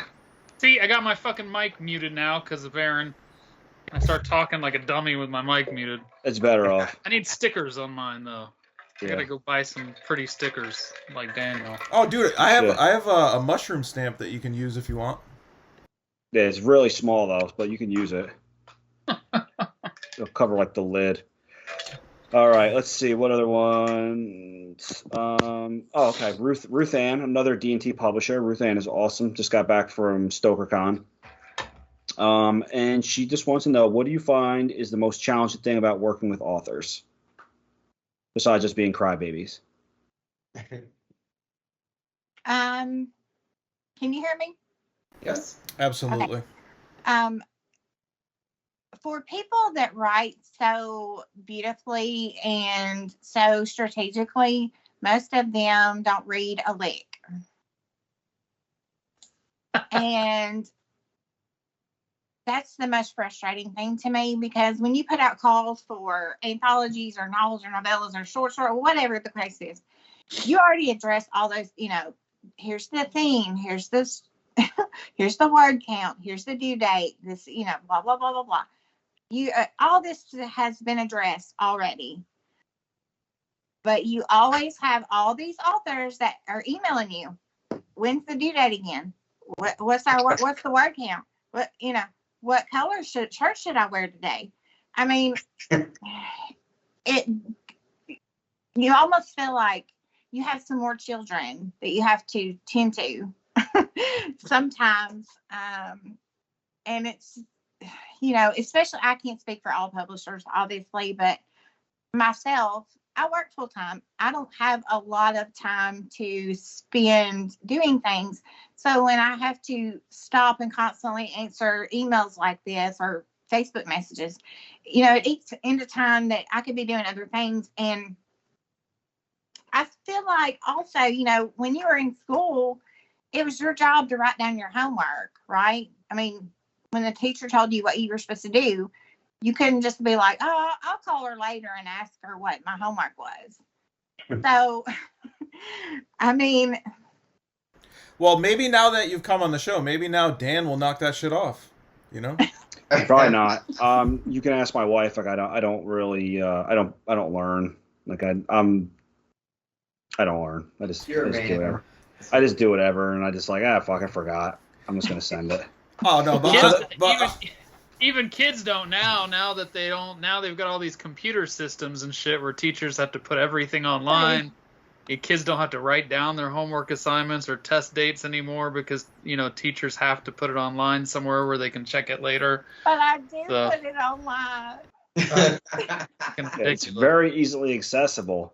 So anybody listening, make sure you follow the rules and look them up. And, you know, like I said, Dawn, it's very easy to go to D&T Publishing and find all of the rules because it's pretty simple.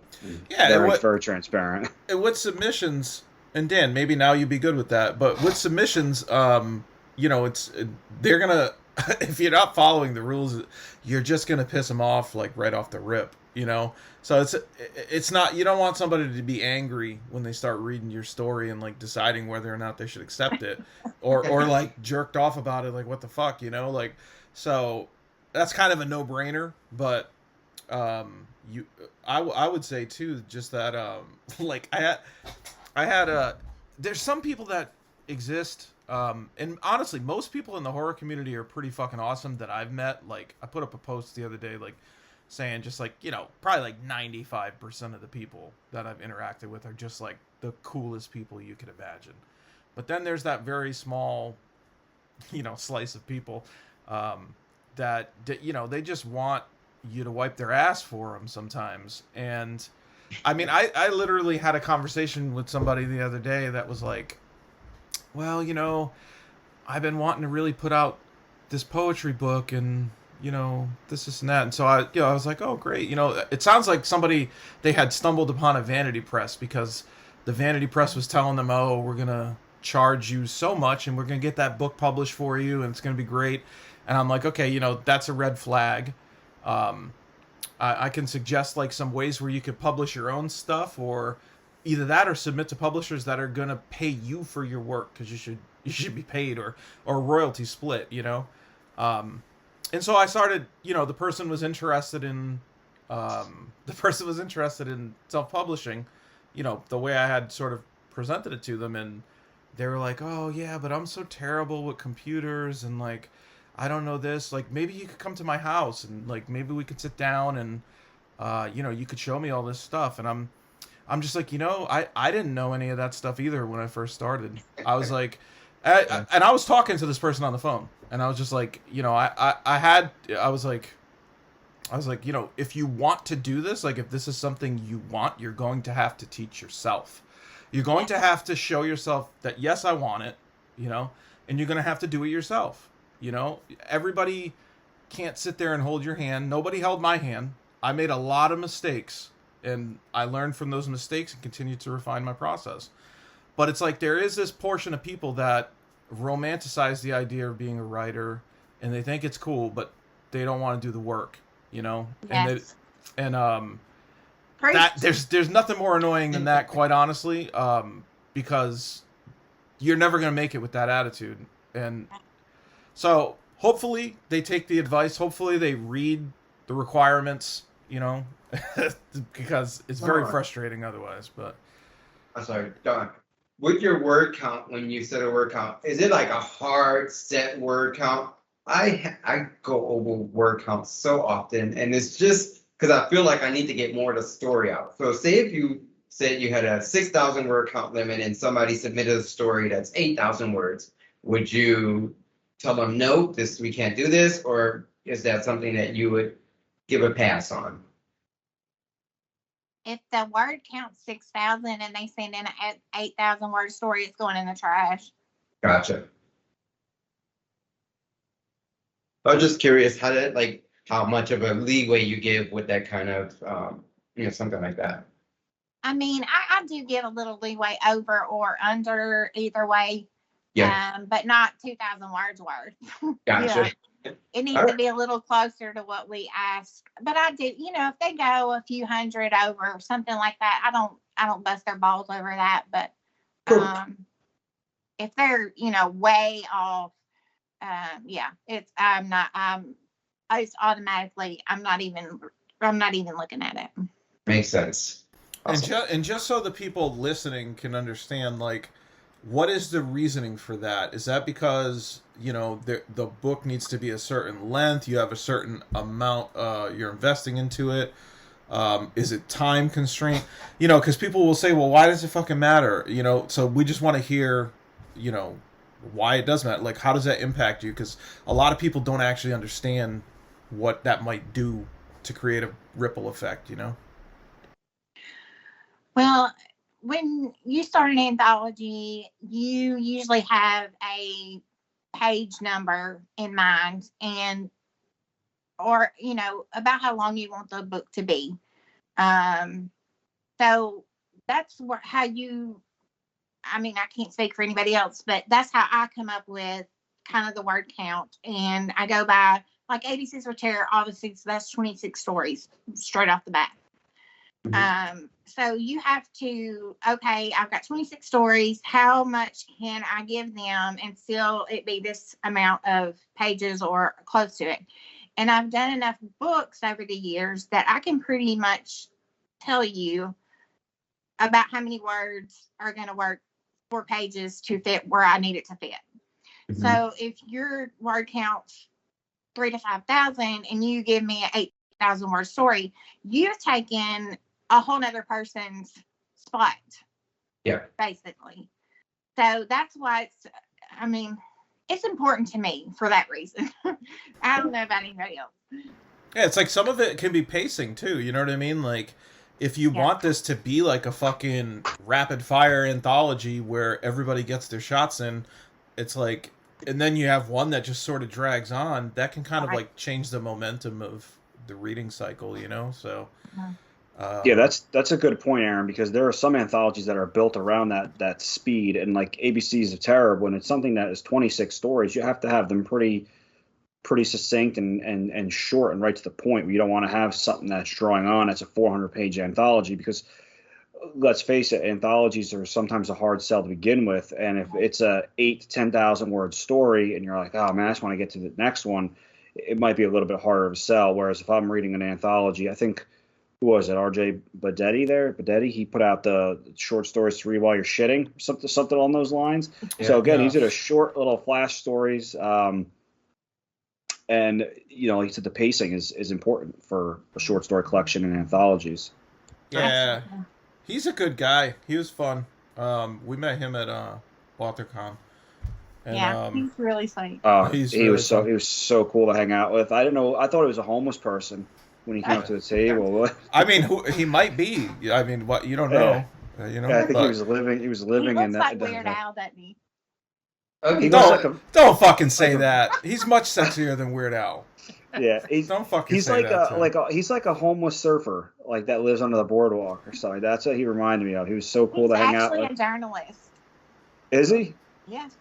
He's amazing. He was so fun to hang out with, and we drank with him a little bit, but he was cool. He had his little table set up, and it was right after the whole Chris Rock and Will Smith thing, so he's trying to promote the slappening as part of that. It's fucking marketing genius he is. So he's such a cool guy, though. Oh yeah, it was cool because after the big sort of blow off on Saturday night, like when we all started drinking and shit. And then I was talking to him for a little while, and then we got to tell him like drug stories too, which is always fun, like fucked up drug stories. But yeah, he's good. Yeah. We'll have to try and have him on the show sometime. It just sucks because it's a bi-weekly show. We just honestly don't have time to do it weekly. But we have to try. The list is long, people coming on, but hopefully in the future. Next question is from Killer Bunny Charlie. Is This is the Daniel best question. is Best Dan- question of the night. Yeah, it got a lot of laughs. 5 laughing icons on Facebook. Oh boy. She asks, "Is Daniel Volpe her favorite author?" And then a hilarious And icon. then everybody's laughing. We'll just skip this one because we know the answer to this. We'll just We move don't on. want to hurt. We don't want to hurt anyone's feelings, you know. No. But you know what, Dan? I don't see you with no fucking NFT. All right, next question. Josh Edwards asks, when it comes to reviewing, what is important for her to see a reviewer say on their review? Important points to hit, or is she looking for overall enjoyment? Quick shout out though, Josh is Working Man Reads on TikTok, and I think he's on Instagram. He does a lot of great book reviews. He does. His TikToks are fucking awesome too. So check out Josh. He's a nice guy. Yep. He's reviewed some stuff for us before.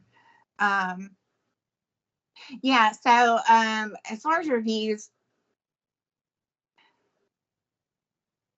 one of the things that irks me is when people try to put the synopsis in their review. The synopsis is on the back of the book. It's on Amazon. It's literally anywhere. People can read the synopsis. I mean, I just find it unnecessary to have it there. If you want to do like a little breakdown of what it's about, fine. But I don't think you need like the whole synopsis of the book in the review because that's fairly easy to find. And I think the star thing is so outdated. I think that needs to just go away. And I think you just need to say, I like this, I didn't like this, and this is why. And because that's all I care about. I don't need personal stories about your granny's cooking or whatever. I mean, I just need to know why you liked it or why you didn't, and that's. I mean, I'm a simple person. Yeah. So you think the star review should go away? I do. There's been a lot of talk of that lately. What's a 3-star for you might be a 5-star for me. What's a 5-star for me might be a 2-star for you. Gauge it and what's happening. That was weird. Everybody left. That was wild. I think fucking Musk got Aaron. But I'm sorry. So what you said, a 5-star review for me could be a 2-star for you. Right. So how do you really? You can say, well, it's 5 stars, but and I read it and I'm like, well, that's 2 stars for me. So how do you really gauge what the stars even mean? Yeah, and especially I know what they're supposed to mean.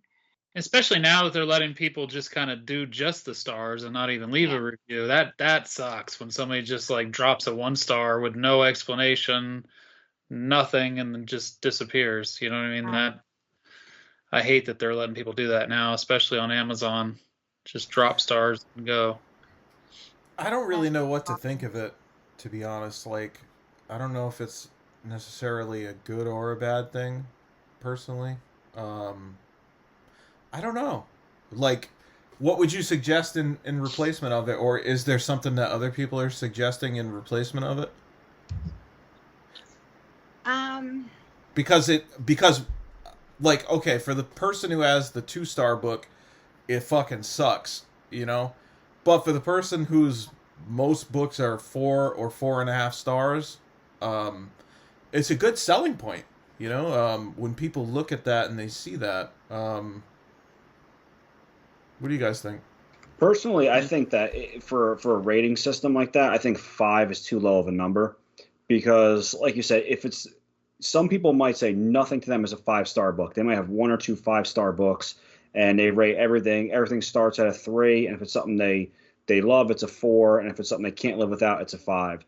Whereas me, if I read it and I get through the entire thing and there's nothing that like completely took me out of the story, more than likely it's a 5-star for me. But I'm an easy grader like that. I think if they had something up to like 10, maybe not so much stars, but like a 1 through 10 rating, it might be a little easier for people to give a little more accurate score, and then you could probably kind of gauge it a little bit more, because if it's like a 7, kind of like, you know, when Aaron was in school and he was getting like 50s on all of his tests and shit. Like people knew, like, hey, this guy, he can't even read, but we're gonna keep pushing him through.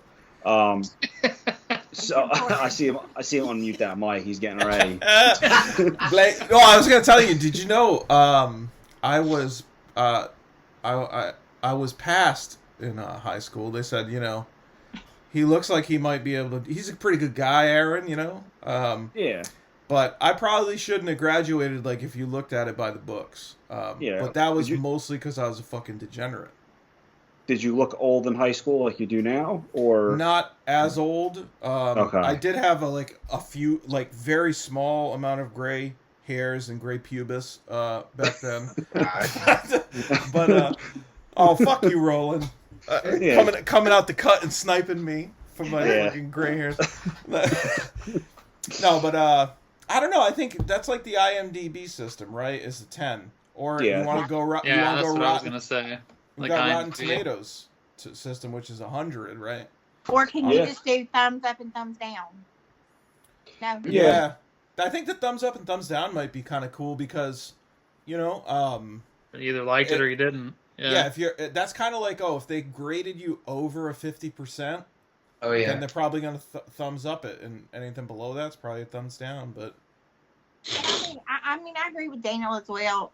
I think if you're gonna do some kind of rating system, then make it higher, and then it would be a little easier to say, well, you know, because I've heard reviewers, and I mean this in the nicest way possible, but I've heard reviewers just go on and on and on about how much they love this book and all this thing, you know, oh, this is so wonderful, and and then they say it was a 3-star, and I'm sitting there like,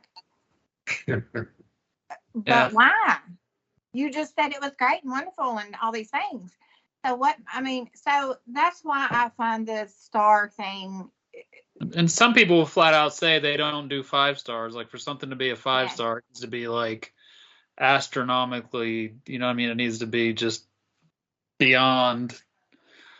I mean, so yeah, I mean, I get what you're saying too. But I think a lot of people do 5 stars. Like, I don't know. I've seen plenty of 5 stars on all of our books, you know? So, yeah, but some people, like you said, not a lot of people, but some people will say that they start at a 3. If they like it, it's a 3. And if it's great and I'll recommend it, it's a 4. And if it's the best thing ever, it's a 5. So some people won't give out 5 stars, but I mean, I'm kind of thinking of.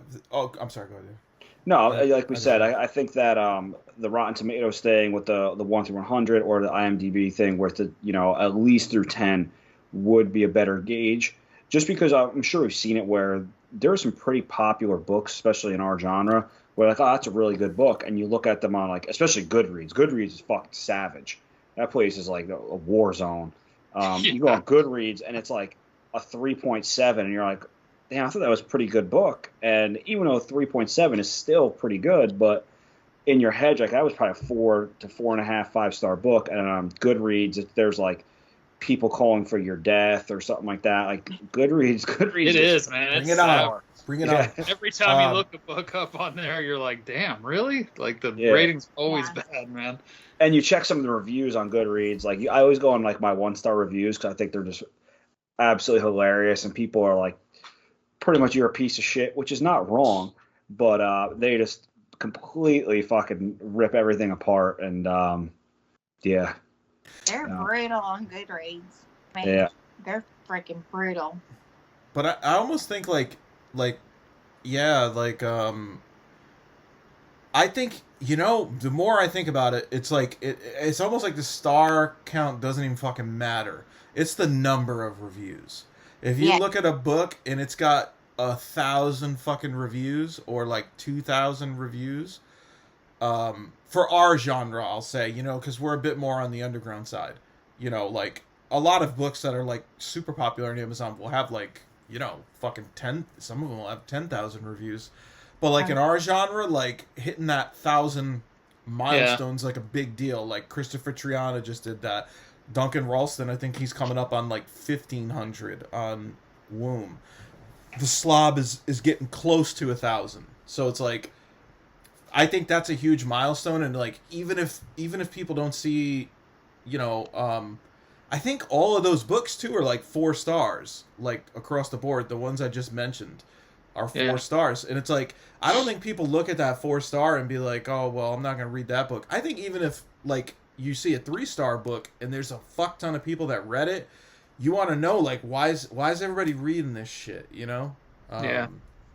Me, I don't know. It's hard. As authors and publishers, we think about this shit like obsessively, you know.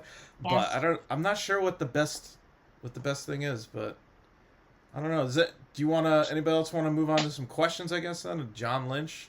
Yeah, can I do Yeah. the next one? Because I wanted to mention John Lynch because he's been reading a lot of my stuff lately and mentioning it on Twitter, which is really cool. So I wanted to kind of give a shout out to John Lynch anyways. I really appreciate him. He's really awesome.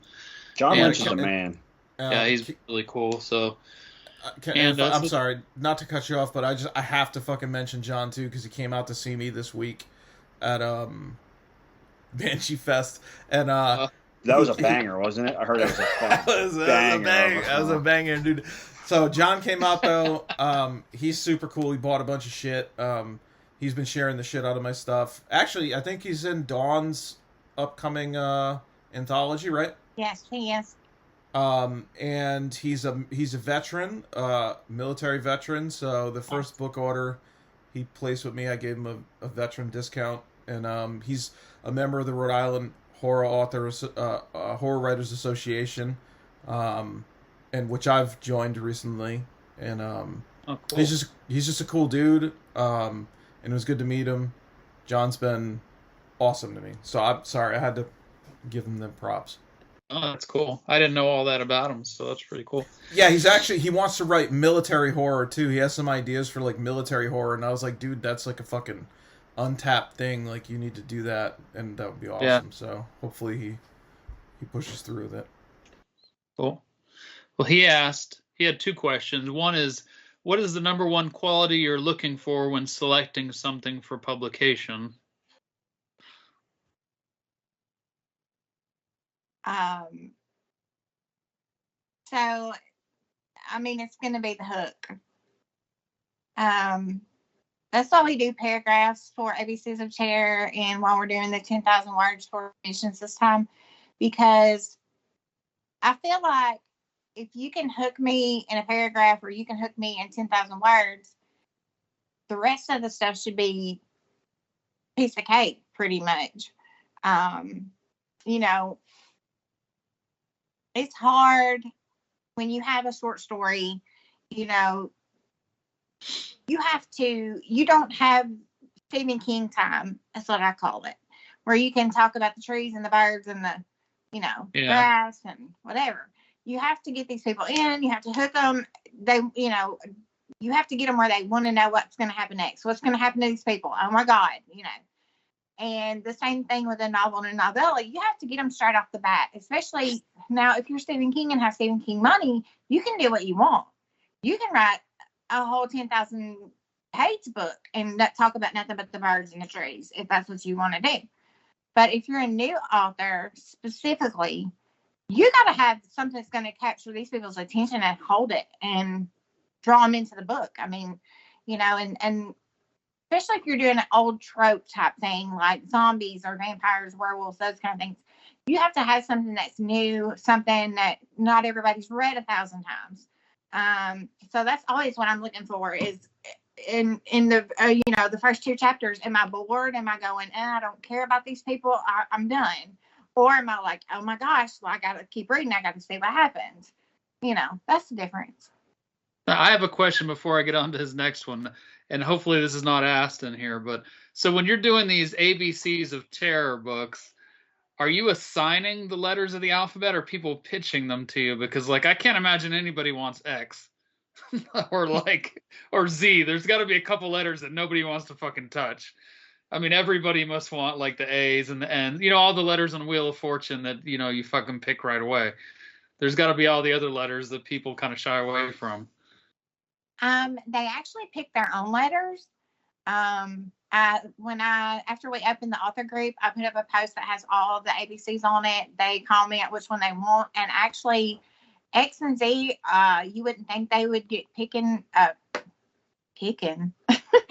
that they would get picked very quickly, but actually they are usually the first several to go. Really?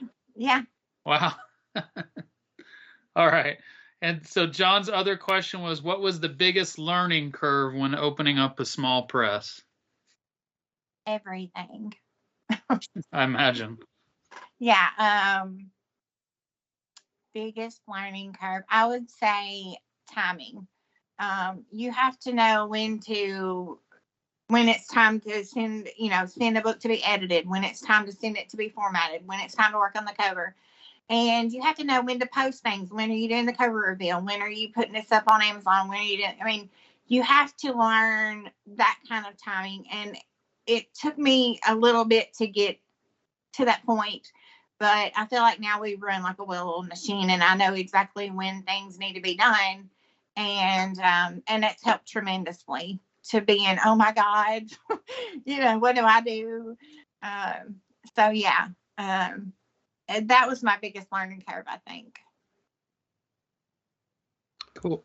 That's awesome. I could definitely see how difficult it is, because even just talking to you, and obviously, the four of us have self-published a lot of stuff, and it's difficult just to get one book out to make sure everything is formatted well and taken care of. And I can imagine having to try to do that with other people and take care of their work as well. So it's I'm sure it was a pain. I'm sure it still is. I'm sure there's some stuff that you're trying to really work through.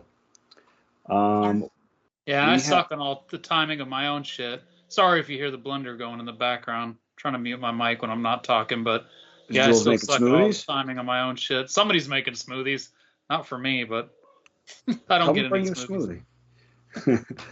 All right. You're smooth enough, baby boy. Roland, you wanna read the next question from one of our most popular listeners? Wait, I don't have it up. Somebody take it. I don't have it up.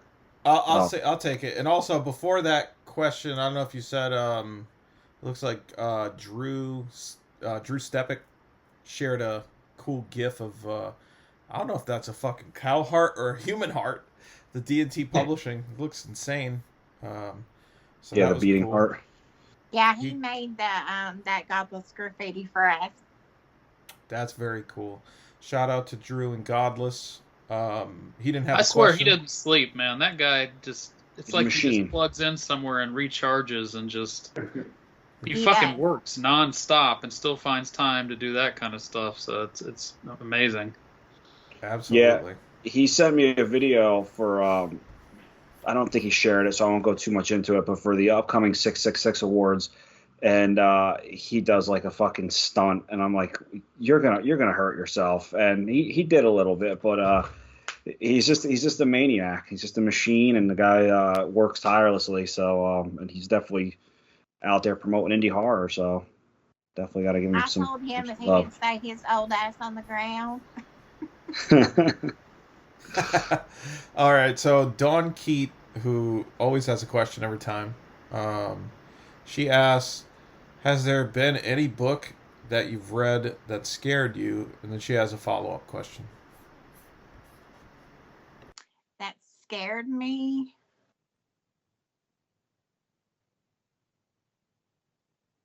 No, but I will say that no, not scared me, but Pet Cemetery is, I'm sorry, but the Goosebumps, I've read Pet Cemetery and listened to the audiobook probably close to 30 times.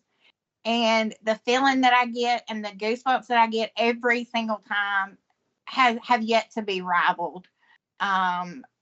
It doesn't scare me, but I think it's even more so now that I have my own kids. But it puts you in that place in your mind where you're like, what would I do if I was in his shoes?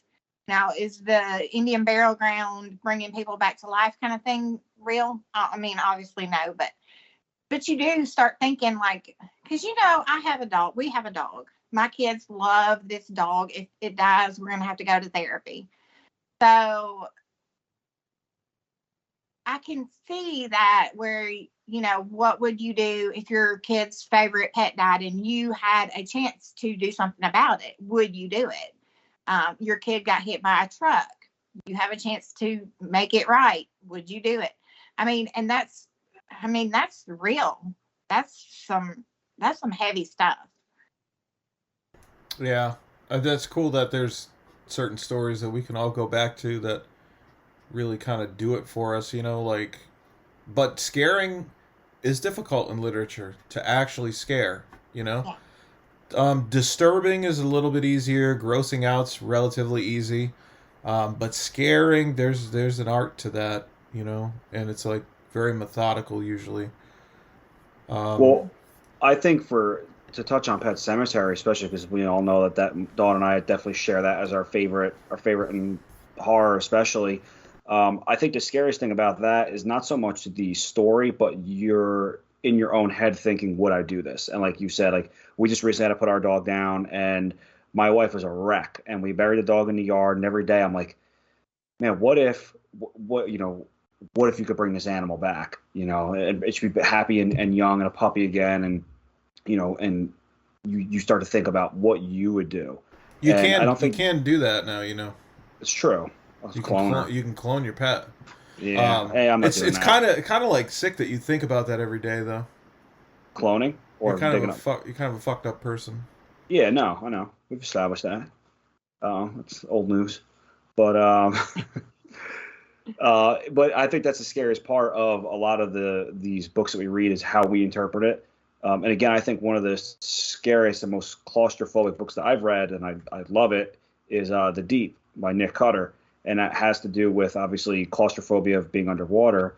But there's the guy in that book, he loses his son. And when he's in this research facility and stuff, he starts seeing this kid. And in your head, you're like, it fucks you up, especially if you have kids and thinking about it. So I think something is scary to somebody just because of how we feel in our own minds. Mm-hmm. I agree with you on The Deep, Daniel. I just listened to that on audiobook, and even though I don't have kids, the feeling of that book just altogether is just a creepy vibe. Oh yeah, So it's one of my favorites. Yeah. All right, and Dawn's second question is, which book got you into love and horror, or film did you watch when you were younger?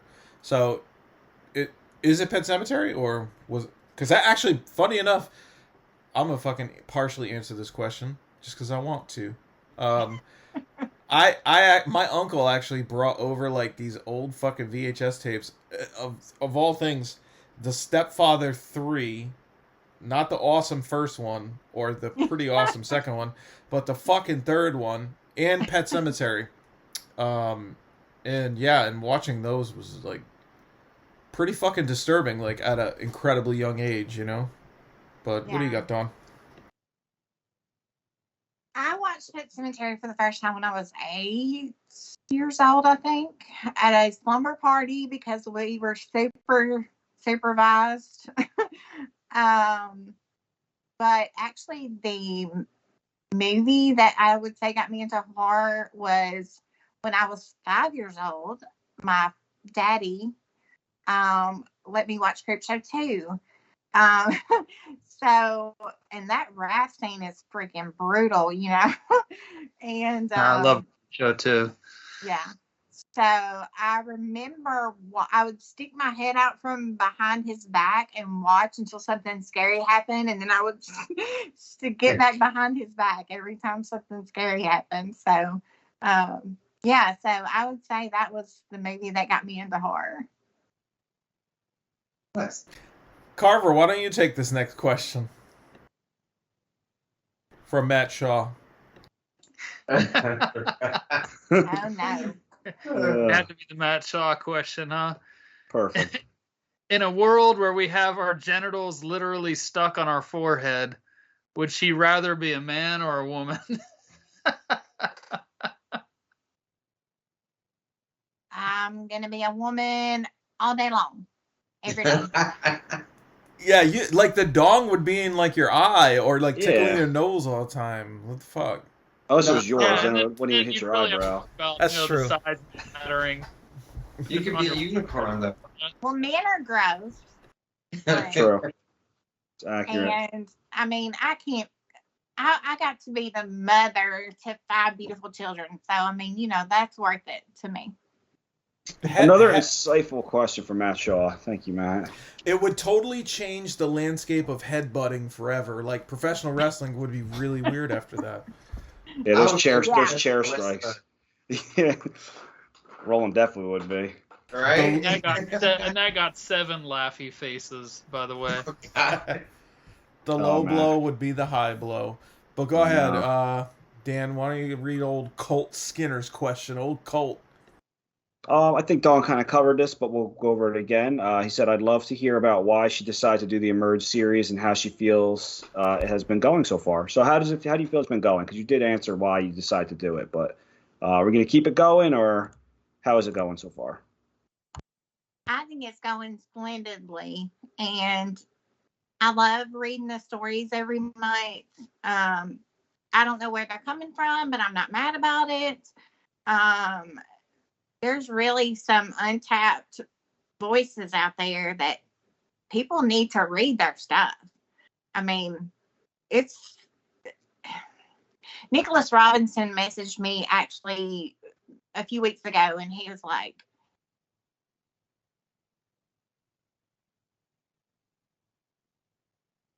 We lose her? Oh, boy. There you are. You're back. You're back. You're back. Nicholas You're back. Robinson messaged you, and what did he say? yeah, he was like, this is some of the best stories that I've read. And he was like, they're amazing. And I said, I know. And I don't know where they've been hiding. But I'm glad that I've been able to pick them out and bring them out into the world. And I mean, I'm going to keep it going at least for the year. We'll see what 2022, 23, we'll see what happens in 2023. But yeah, I mean, I'm going to keep it going as long as I can because I think they deserve to be read. Yeah, it kind of blows like that. There's so many like talented people out there, and it's like there's only so many eyeballs, though. There's only so much time in the day, and some of it sometimes it's not even that. It's just like promotion wise, something doesn't catch the right way, or like we were talking about this with Matt Shaw. There's so many fucking like epic legends of splatterpunk and extreme horror that don't get read nearly enough as much as they should, Right. But hopefully we can continue to bring them to the forefront like you're doing with that series. And we got a question from So I have a question though. Sure. You and Carver had never heard of my Emerge series, so did y'all unfollow me on Facebook? No. Why? Follow you on Facebook. I've seen, and the thing is, I'd seen like Colt's book. I saw that going around and stuff because, like I said, I picked up a copy of it, but I'd never heard of the term Emerge, so I don't know how I missed that whole, like, the fact that was a thing. So I don't know if I just didn't read the post or what. You know what I mean? I don't know. Come on, Carver. I've also like been like, I don't know. It's been a struggle lately to keep up with fucking notifications. Like I feel like I end up spending so much fucking time acknowledging because my whole thing, and we talked about this on the Matt Shaw episode, a bunch of episodes really, is just like trying to acknowledge every notification if you can. It's like a fucking full-time job. Like it's insane. And Yes. I mean, you must feel it times 10 because you're a publisher and you have many voices there, and it's like for me it's fucking overwhelming sometimes, but I want to make sure everybody knows that I appreciate them mentioning me or like reading my work, and it's like, so I feel like I have less time for scrolling now and it's more notifications. What about you, Carver? That's pretty much the same thing. I mean, I get on and by the time I go through all the notifications, and if I post something, I try to acknowledge every comment that I try to at least like or heart and do some type of comment on every comment if I can. And then also with the YouTube channel that I'm doing and the podcast and everything, it's like it really is just getting on to answer the notifications. I hardly have time to actually like scroll down my wall and stuff anymore. So to kind of get on and get off just to get some writing done. So.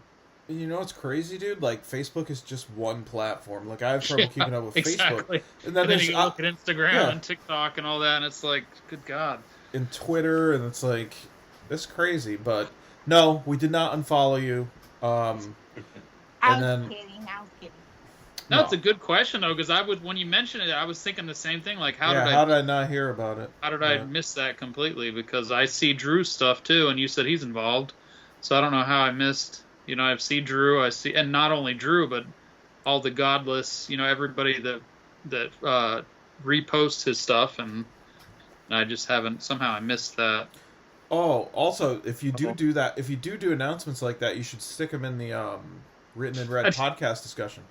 I just like hearing you say doo-doo, if you do that. Yeah, he said it a bunch of times here. It's getting ridiculous. You like to doo-doo a lot. Because I do. Because I do check that a lot, just because I like to keep engaged with the people from the show and that are supporting the show and stuff. And we welcome anybody to put stuff in there as long as you're not being an asshole about it, you know, and like spamming it every fucking day. But no one has done that so far. Everybody's been super cool. We've never had one issue in that group. So I'm sure we'll have one now that we've said that. But, yes, absolutely. But Bree Lunsford, aka EB Lunsford, who's awesome. She's reviewed a bunch of our work. She's a fucking arm wrestler, dude. I like watching her arm wrestler posts. She's a beast. She is. She be fucking people up. And she says, "That's so awesome." And then there's a black heart. Then she says, "Question: which is more rewarding, in your opinion, writing or publishing? And what is the hardest choice that you've ever had to make as a publisher?" And then I'll let you answer though. I think you've answered the writing or publishing one. Obviously, like for you, it's publishing, right? Is that fair to say? Yes. And then the second question: what's the hardest choice that you've ever had to make as a publisher? Sometimes you have to let authors go, either for personality conflict, or sometimes they're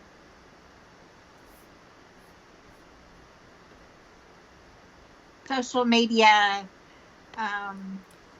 Sometimes they're putting up stuff that is inflammatory. Yes. They're using their social media like a normal person, or maybe a slightly abnormal person, where they're expressing all their views. It's not a business profile anymore. And what people fail to realize is that, like, when you're doing this is a business, and you have to be professional, and you know, you don't bring that shit to work, right? Is that kind of what you're saying a little bit, or? Right. Yeah. Some people's behavior precedes them.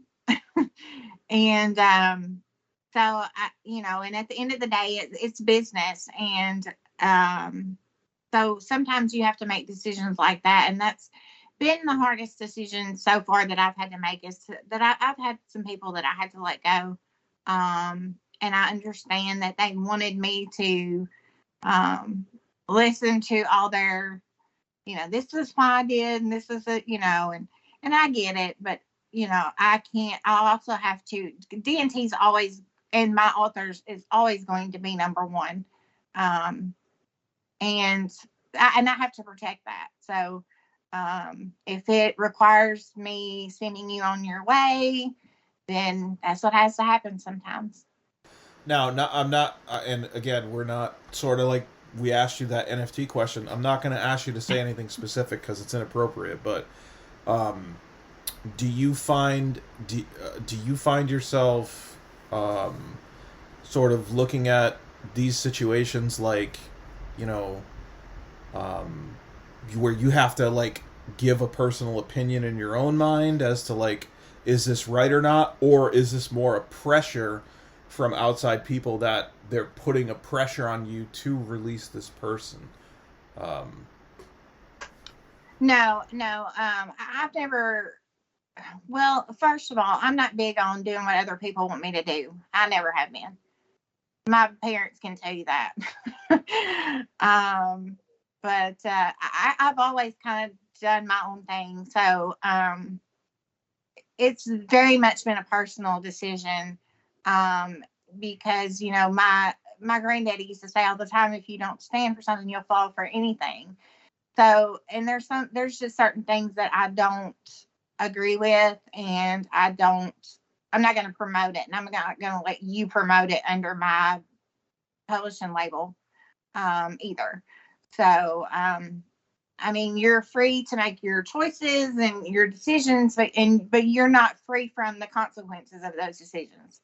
So, I kind of see it as you have to weigh pros and cons, and I do before. I'm not just going to be like one day, hey, I'm getting rid of you. You know, I mean, there has to be a legit reason. I'm not that big of a bitch, but I am always going to protect the integrity of D&T. And if I ever, you know, that's like the whole thing with the NFTs, and oh my God, we're running the environment single-handedly. If I ever thought that I was doing something that would harm D&T or my authors, I would never do that. So that was just ludicrous to me for, you know, all this stuff that they were saying. So, I mean, but yeah, it's always been very apart, whatever the issue was, it's been a personal thing, personal decision to let them go. Okay. Thanks for elaborating. And based on where we are with time, guys, I know we probably got to speed up a little bit right here to kind of bring this to a close. So, Roland, are you on the questions list right now? I'm not. I've just been sitting here learning and listening, and I don't have the question list up. I'm sorry. Okay. No, that's okay. That's okay. I just wanted to make sure you could be included if you had it up. But Dan and Carver, do you want to do like a rapid fire maybe of these last few questions that are on the list? Yeah, I mean, some of them are kind of the statements. Some of them have been answered already, but I'll go through these real quick just for the people that took the time to write them in. Danica Meyerson, she's fucking awesome. She's so cool. Yes. I love her. I love seeing her post every day. She makes me laugh. And again, with this question, it's not even really a question, more of a statement. But she says, I want her to know how fucking amazing she is. I really admire and respect Dawn. We all know this is a male-dominated industry, and she is a fucking powerhouse, which is very true. I see a lot of people, you know, clamoring over D&T. As a woman come into the horror community, I gravitated towards her immediately, and I'm so grateful for her voice. I think she's the bee's fucking knees, and that got a couple of reactions. I love you, Danica. Yeah, she's awesome. Yeah, I just want to give... I'm sorry, I know we're doing rapid fire, but I have to give her a shout-out recently, only because she fucking bought a book for someone in Canada that couldn't afford it from my website just a couple days ago. And it just shows the kindness of everybody in this community, like that, you know, she saw that this individual didn't have enough money for the book and just said, you know, she didn't even tell me, you know, like the way it came up was just an order for that person, and that person reached out to me and told me, and so I had to give her a free book just because it's just an act of kindness like that. I mean, the shipping to Canada alone is like $21. So yeah, Danica's very sweet. Danica, Mary Danner, and Donna are three people that are super generous, that I've had them buy books for other people, international readers. So, yeah, they're all just awesome. All right, let me fire off a couple more of these. Ricky Solis, another big supporter. No question. Oh, I guess there's a question. He just says, I just don't understand how she's so savage 24/7. And Ricky, nobody does. I think she's plugged into the metaverse and just recharges at night and just is a fucking publishing machine throughout the day. Caleb Jones, shouts out to Caleb, because I think he just put out his first work.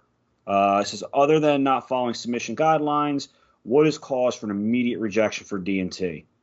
Like, other than the submissions, obviously we know if you don't fucking follow submissions, you're going to get rejected. But would that be more along the lines of the social media thing, or anything else that's a red flag for you? anything racist, homophobic, sexual in nature towards children. Those are all no-nos for me. I'm not going to do it. All right, rightfully so. I know we've talked about that before with some submissions you've had, and there's horror and there's things people do for shock value, and in this day and age, news is bad enough that I don't think we need it in our fiction. So, I mean, but just to elaborate, do you mean that on the part of the individual, like who is writing it, like if they're a racist or a homophobic person?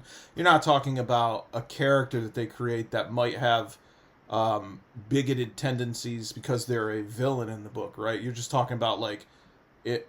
I'm not trying to put words in your mouth. What are you saying exactly? Just so I can make sure I understand.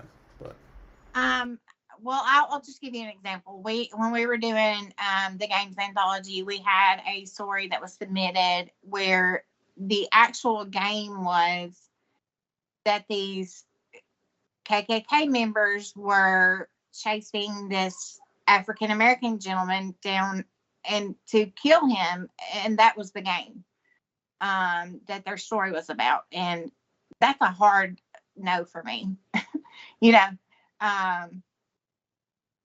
I mean, I get it that at times that there's certain stories where you have a racist or homophobic character, and if it moves the story along, that's different than just your whole story is basically a racist statement.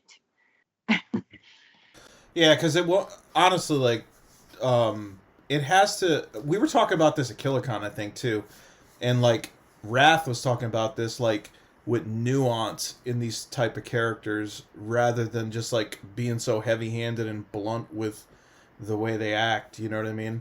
Yes. And like if the story is nuanced and it's woven in a way where it's a realistic thing, and it's not just a heavy-handed onslaught of N-word this every 3 paragraphs or something. Because let's face it, in this day and age, as a publisher, people just aren't going to fucking want. Not only do you not want to read it and publish it, but most consumer is not going to want to fucking.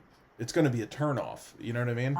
And it's like, but I just wanted to make that clear distinction because, there's a place to write evil characters and do it correctly, but it's too fucking heavy-handed sometimes, and it's just like, it comes off the wrong way.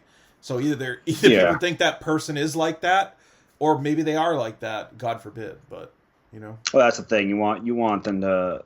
You don't want people to think that the author is that person, and if they are heavy-handed with it, then it might seem that way, even if they're not. But again, I think that evil characters do evil things, but certain things that you as the publisher, I mean, we've all seen the fallout with Silver Shamrock, so we know that sometimes there are repercussions for actions. And I think I've had people question me about the sexual things with kids. I mean, I get that happens, and I get that sometimes that's required for a story. But I think there's ways to go about things. I think you can allude to the fact that something sexual happened with a kid. I don't think you have to be graphic with it. And that's kind of what I mean there. Like, I mean, I get that sometimes that's required, but I don't need to know all these details about it. And I think you can do it better. And, I mean, that's my main issue with it. Just, you don't have to be graphic and disgusting with it. Let me ask you a question, Dawn. I think you read my book, Dark Assembly, right? Is that the one where they're disassembling the guy on the table? Yeah, they're like ripping him apart, the demons or whatever. So that last story, Last Days in Honduras, right? That was about a pedophile, who's the main character in it. And like, I think there's ways to that was kind of one of the only. I think that's the only story that there's like a real true pedophile in for my work, like that. Gets sort of graphic, but I didn't really go into sexual details so much. But I went into like details more of like what this pedophile's life was like, you know, like instead of talking about him fucking a kid, right, and like, oh, his dick's going into his asshole, I'm talking about he gets off the plane in Honduras and sits in this limousine, and the smell of the driver's BO that he hires gives him an erection, because this is a symbol. Every time he has this BO go into his nostrils, he knows he's about to do something really evil. You know what I mean? And it's like, so that's a nuance, right? That's a way that you can not say, oh, I'm fucking the kid, and talk about that for fucking 10 pages. But that's just as disturbing, in my opinion. So I just wanted to say that to kind of give people an idea of what we're talking about. And I agree with that. And I thought that was perfectly done. I mean, it was done well. And I wasn't turned off by it at all. You know, I didn't, because pedophiles are real. That's a real thing. And horrific. There are children that are abused and have bad things happen to them. And, you know, it's unfortunate, but that's real. And I understand that sometimes the story needs to go there, but like you said, there's ways to do it where you're not talking about the actual act.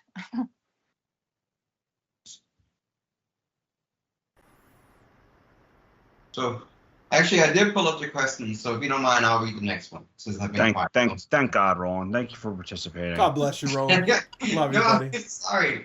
So, Christina Fucking unprepared. Dawn knows I love her. Christina Piper has a two-part question. The first is super easy question, and she just wants to know, why am I her favorite person on the planet? Because she's fucking amazing.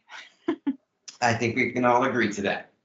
And the second question, which she says is a boring question, you answered it. What is something that will get you on the no published list for DNT? Having an unresolved contract with us is number one. But the other thing is, we have had some authors that were not very nice to me in particular. And, you know, there's no reason to be a dick. You're not going to go to your boss and act like that. So why would you do that to your publisher? So, yeah, if you are so inclined that you feel like you should be rude to me for no reason, then you go on the list, because I'm just not interested in dealing with that kind of stuff. You shouldn't have to. Right? Exactly. Awesome. All right, and I'm gonna read the next question because I'm gonna hog the space now. Rain Havoc wants to know, Dawn, why you be playing all the time? Don't hate the player, hate the game. We love Rain. All right. Mick Collins, he wants to know, what is something about the publishing industry most people don't realize, i.e. something people who don't publish may not think about?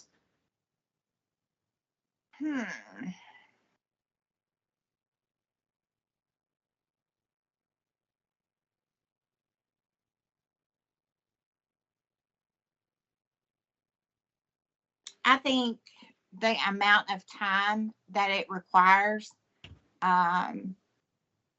it takes a lot of time to start the publishing process to the end. It requires many, many hours and blood, sweat, and tears, and, you know, all these things. And then you're needy like Daniel, and, you know, it's very time consuming. It's very stressful. And I don't think some people realize that, you know, I'm human too. I'm not a robot, regardless of how I may seem. I have a family, and, you know, I can't, as much as I would love to breathe DNT 24/7, 365, I just can't. Yeah. So, yeah, if I'm spending time working on your book, I'm taking time away from my family and things that I could be doing. So I think that some people just need to take that into consideration, that it is very time consuming and it's very stressful, and we bust our ass to get your books out. And just out of curiosity, like for an anthology, say anthology 10 stories long, from start where you put the idea out there and put the, invite for authors out there to finish where it's published, approximately how long would that take you?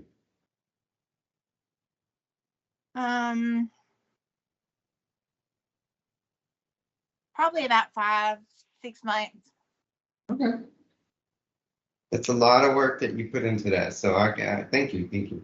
Yeah, I think Roland, real quick too, it goes back to like Candace Nola, like we were talking about this with her, right? And just like, if you want to do this you have to be all in, Yeah. and you have to be prepared to like work a fucking job for 8 hours a day, deal with your family shit, deal with your stresses, and then put in like another 4 or 5 hours sometimes. If you can somehow find a way to write at work, that really helps, like I feel like I've talked to quite a few authors they've been blessed to do that. I was blessed to be able to do that a couple times. But yeah, it's a long road and it's very time consuming, and yeah, it's a sacrifice, but it's because you love it. Yeah. Dawn, one thing I think that you did, I really admire, and I think it was a great move, was you put business hours for D&T, because you do treat it like a business, and you even told people like, hey, D&T hours are from 9 to 5, Monday through Friday. I'm not answering emails or private messages on the weekends or after these hours, because like you said, it is time consuming, and people don't realize that the time away from your family is spent dealing with their books. So to treat it professionally like that, I think was a great move, not only for the business, but I think just for yourself, like to give yourself that time, because we're all slaves to this, My fucking sweet Samsung, which I know you admire. I see you eyeing that thing up. But we're all slaves to our cell phones and social media and everything like that. But to be able to just disconnect and say, all right, I'm done for the day. Facebook's logging off and that's it. I think that's important for people, especially people that are looking to publish or to be publishers, that you have to set some time aside for yourself, because you will burn out even as authors. Like if you start taking on crazy projects and deadlines and you don't give yourself time to breathe, it's going to probably go bad for you sooner than later. I was going to ask that if you do take, do you have any time where you just dedicate that time to yourself and your family? But Daniel just answered that. Anytime after 5 o'clock. Well, yes, technically after 5, I come home and turn off DMT, but usually when I get home, I spend, I may not be on social media, I may not be responding to your messages, I may not be responding to your emails, but am I editing a short story? Am I trying to put stuff together to send it to format? Am I talking with Dawn about a cover? I actually spend hours after I get home doing nitpick things like, trying to keep stuff together. It's a constant process to make sure that everything flows appropriately. You have to make sure that you have it ready and ready to go when it's time. So, and then we have one final question, which is perfect way to wrap things up. Joshua McMillan wants to know what's next. Well, we have some stuff coming down the pipe. I can't really talk about any of it yet, but we have some pretty interesting stuff that I'm excited to. And it's not books.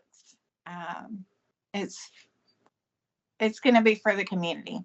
So and I'm excited to be able to announce it at some point very soon. Oh, that's a good cliffhanger. I like it. I'm looking forward to it.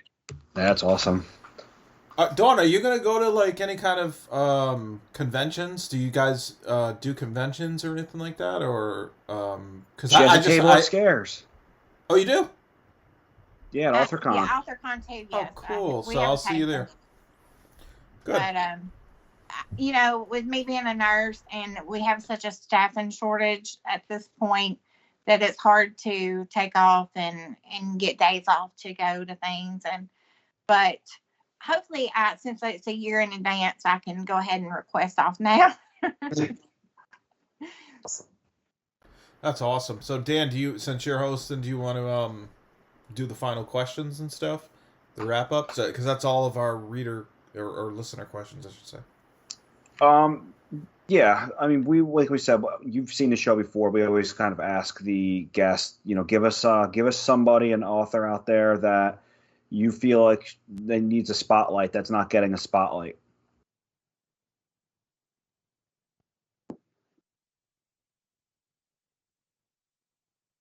I'm going to say Christopher Mesa. We just put out his Scream of the Butterfly. And that is psychological horror. It's beautifully written. And I don't say that just because I published it, because, even if I hadn't, I would still think that. It's freaking brutal, and it's beautiful.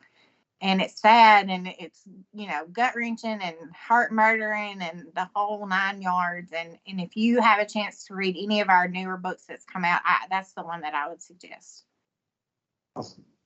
Awesome. Yeah, that's got a really cool cover on it, too. I mean, obviously, Don always does great work, but I like that cover. I was looking at it earlier. And who is a reader? Somebody that you either have read some of your stuff or some D&T stuff, like a reader in the community that you want to give a shout out to. Dakota Doll. Oh, That's a fucking solid Yeah, pick. Dakota's awesome. yeah. We've He's so shouted him out amazing. already on this show, which is awesome. That just shows how awesome he is. Yep.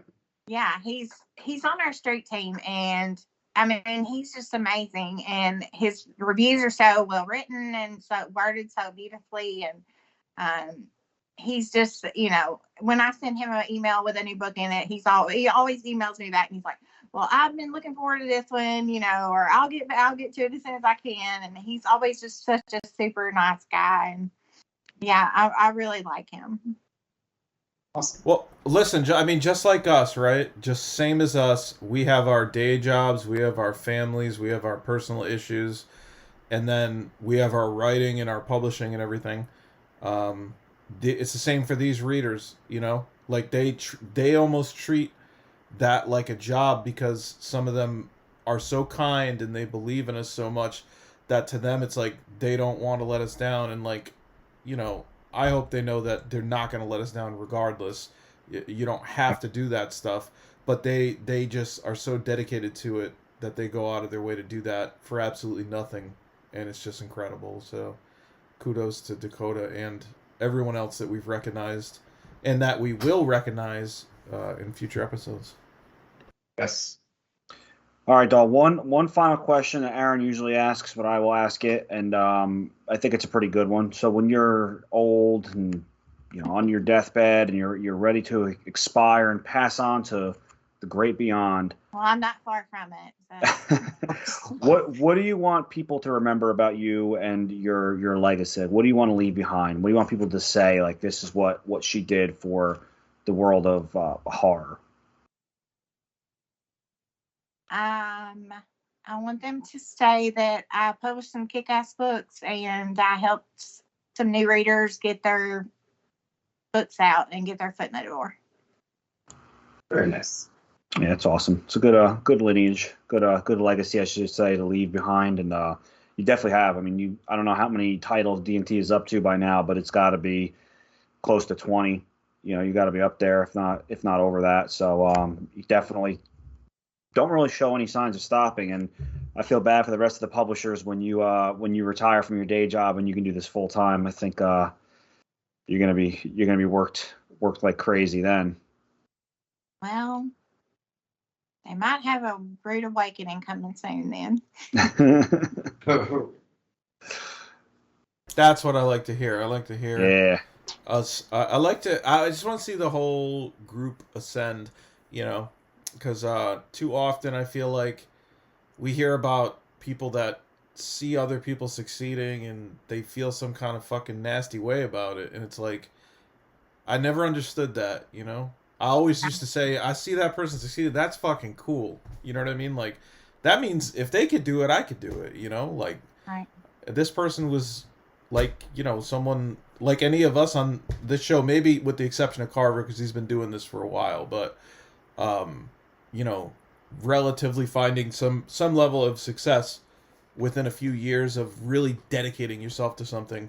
It just shows you that it's true, like anybody can do it. And it just matters if you believe in yourself and have that drive. So this has been awesome. Freaking awesome episode, though. Yes. Yeah, I had a good time. Definitely shed some light. It's nice to always get that publisher aspect, because a lot of people, we obviously interview a lot of authors, and you and Pat are the only two that we've had on that are publishers. And, it's been I think readers and viewers will get a lot from this episode. So hopefully they won't fuck their submissions up anymore. Fucking pay attention. All right. There's always that one, Daniel. Yeah, I know. I just send shit. I'm like, don't I probably fuck this up, but whatever. Just fucking spit on it. Send it back. All right. You want to wrap it up? Do our sign-offs?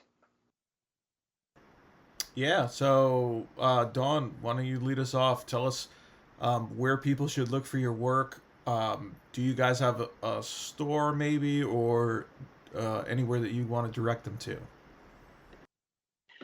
We do have a Teespring store. You can find all this on our social media. We have Facebook, Twitter, Instagram, TikTok, and it's all D and is spelled out, D and T Publishing. On all of our social media, and our website is dntpublishing.com. Awesome. People definitely have to check that out. You do have some really cool designs on Teespring as well. Some merch, shirts, and a couple different. You have your heart logo, and you have the other cool one of you and character Tim eating gory hearts or whatever. So that's always that's a crowd pleaser. Daniel J. Volpe, you guys can find me on social media, Facebook, Instagram, Twitter, TikTok. My newest book is out now, Visceral 2, that I co-wrote with Patrick C. Harrison III from Death's Head Press, paperback and ebook. And you can find all my books signed at danieljvolpehorror.com. Aaron? Aaron Beauregard, and you can find all my stuff on Amazon. I do have my horror store that I launched recently, which is abhorror.com, just like my initials, AB Horror. And on there's you can find like merchandise items, rare items, book bundles, pretty much anything you can imagine. And then from there, you can click the AB Horror Apparel tab to get to my army of T-shirts and shit like that. And I got Survivor's Guilt. Remember, I think we'll probably still be taking pre-orders on that, and in the future. So, Carver, what do you got? Carver Pike. You can find all my books on Amazon, or I have my website, carverpike.com. And look for my YouTube show, First Chapter Freak Show. I have my newsletter on Substack, carverpike.substack.com. Or is it the other way around? Substack.carverpike.com. I don't know. It's on Substack. Roland. Hey, everybody. Roland Bercy Jr. You can find my stuff on Amazon. I have a website, rolandbercyjr.com. I have TikTok at Roland Bercy Jr. As you can see, I love myself. And you can find all of my stuff on, I said Amazon already. Okay, that's it. Well, we got some incredible guests coming up. It might be Ron Kelly, but he might have been already. It depends when this episode gets released. But either way, I think some people in the future. We got Christopher Triana, Christopher Rufty. We got quite a few people coming up. and there may be even some bombshell names in there that we can't say yet. Yeah. But we thank you again for joining us today, Dawn, and best wishes to D&T. It was an honor to have you. And until next time, keep it 100% horror! Thank y'all for having me. Hey, Dawn.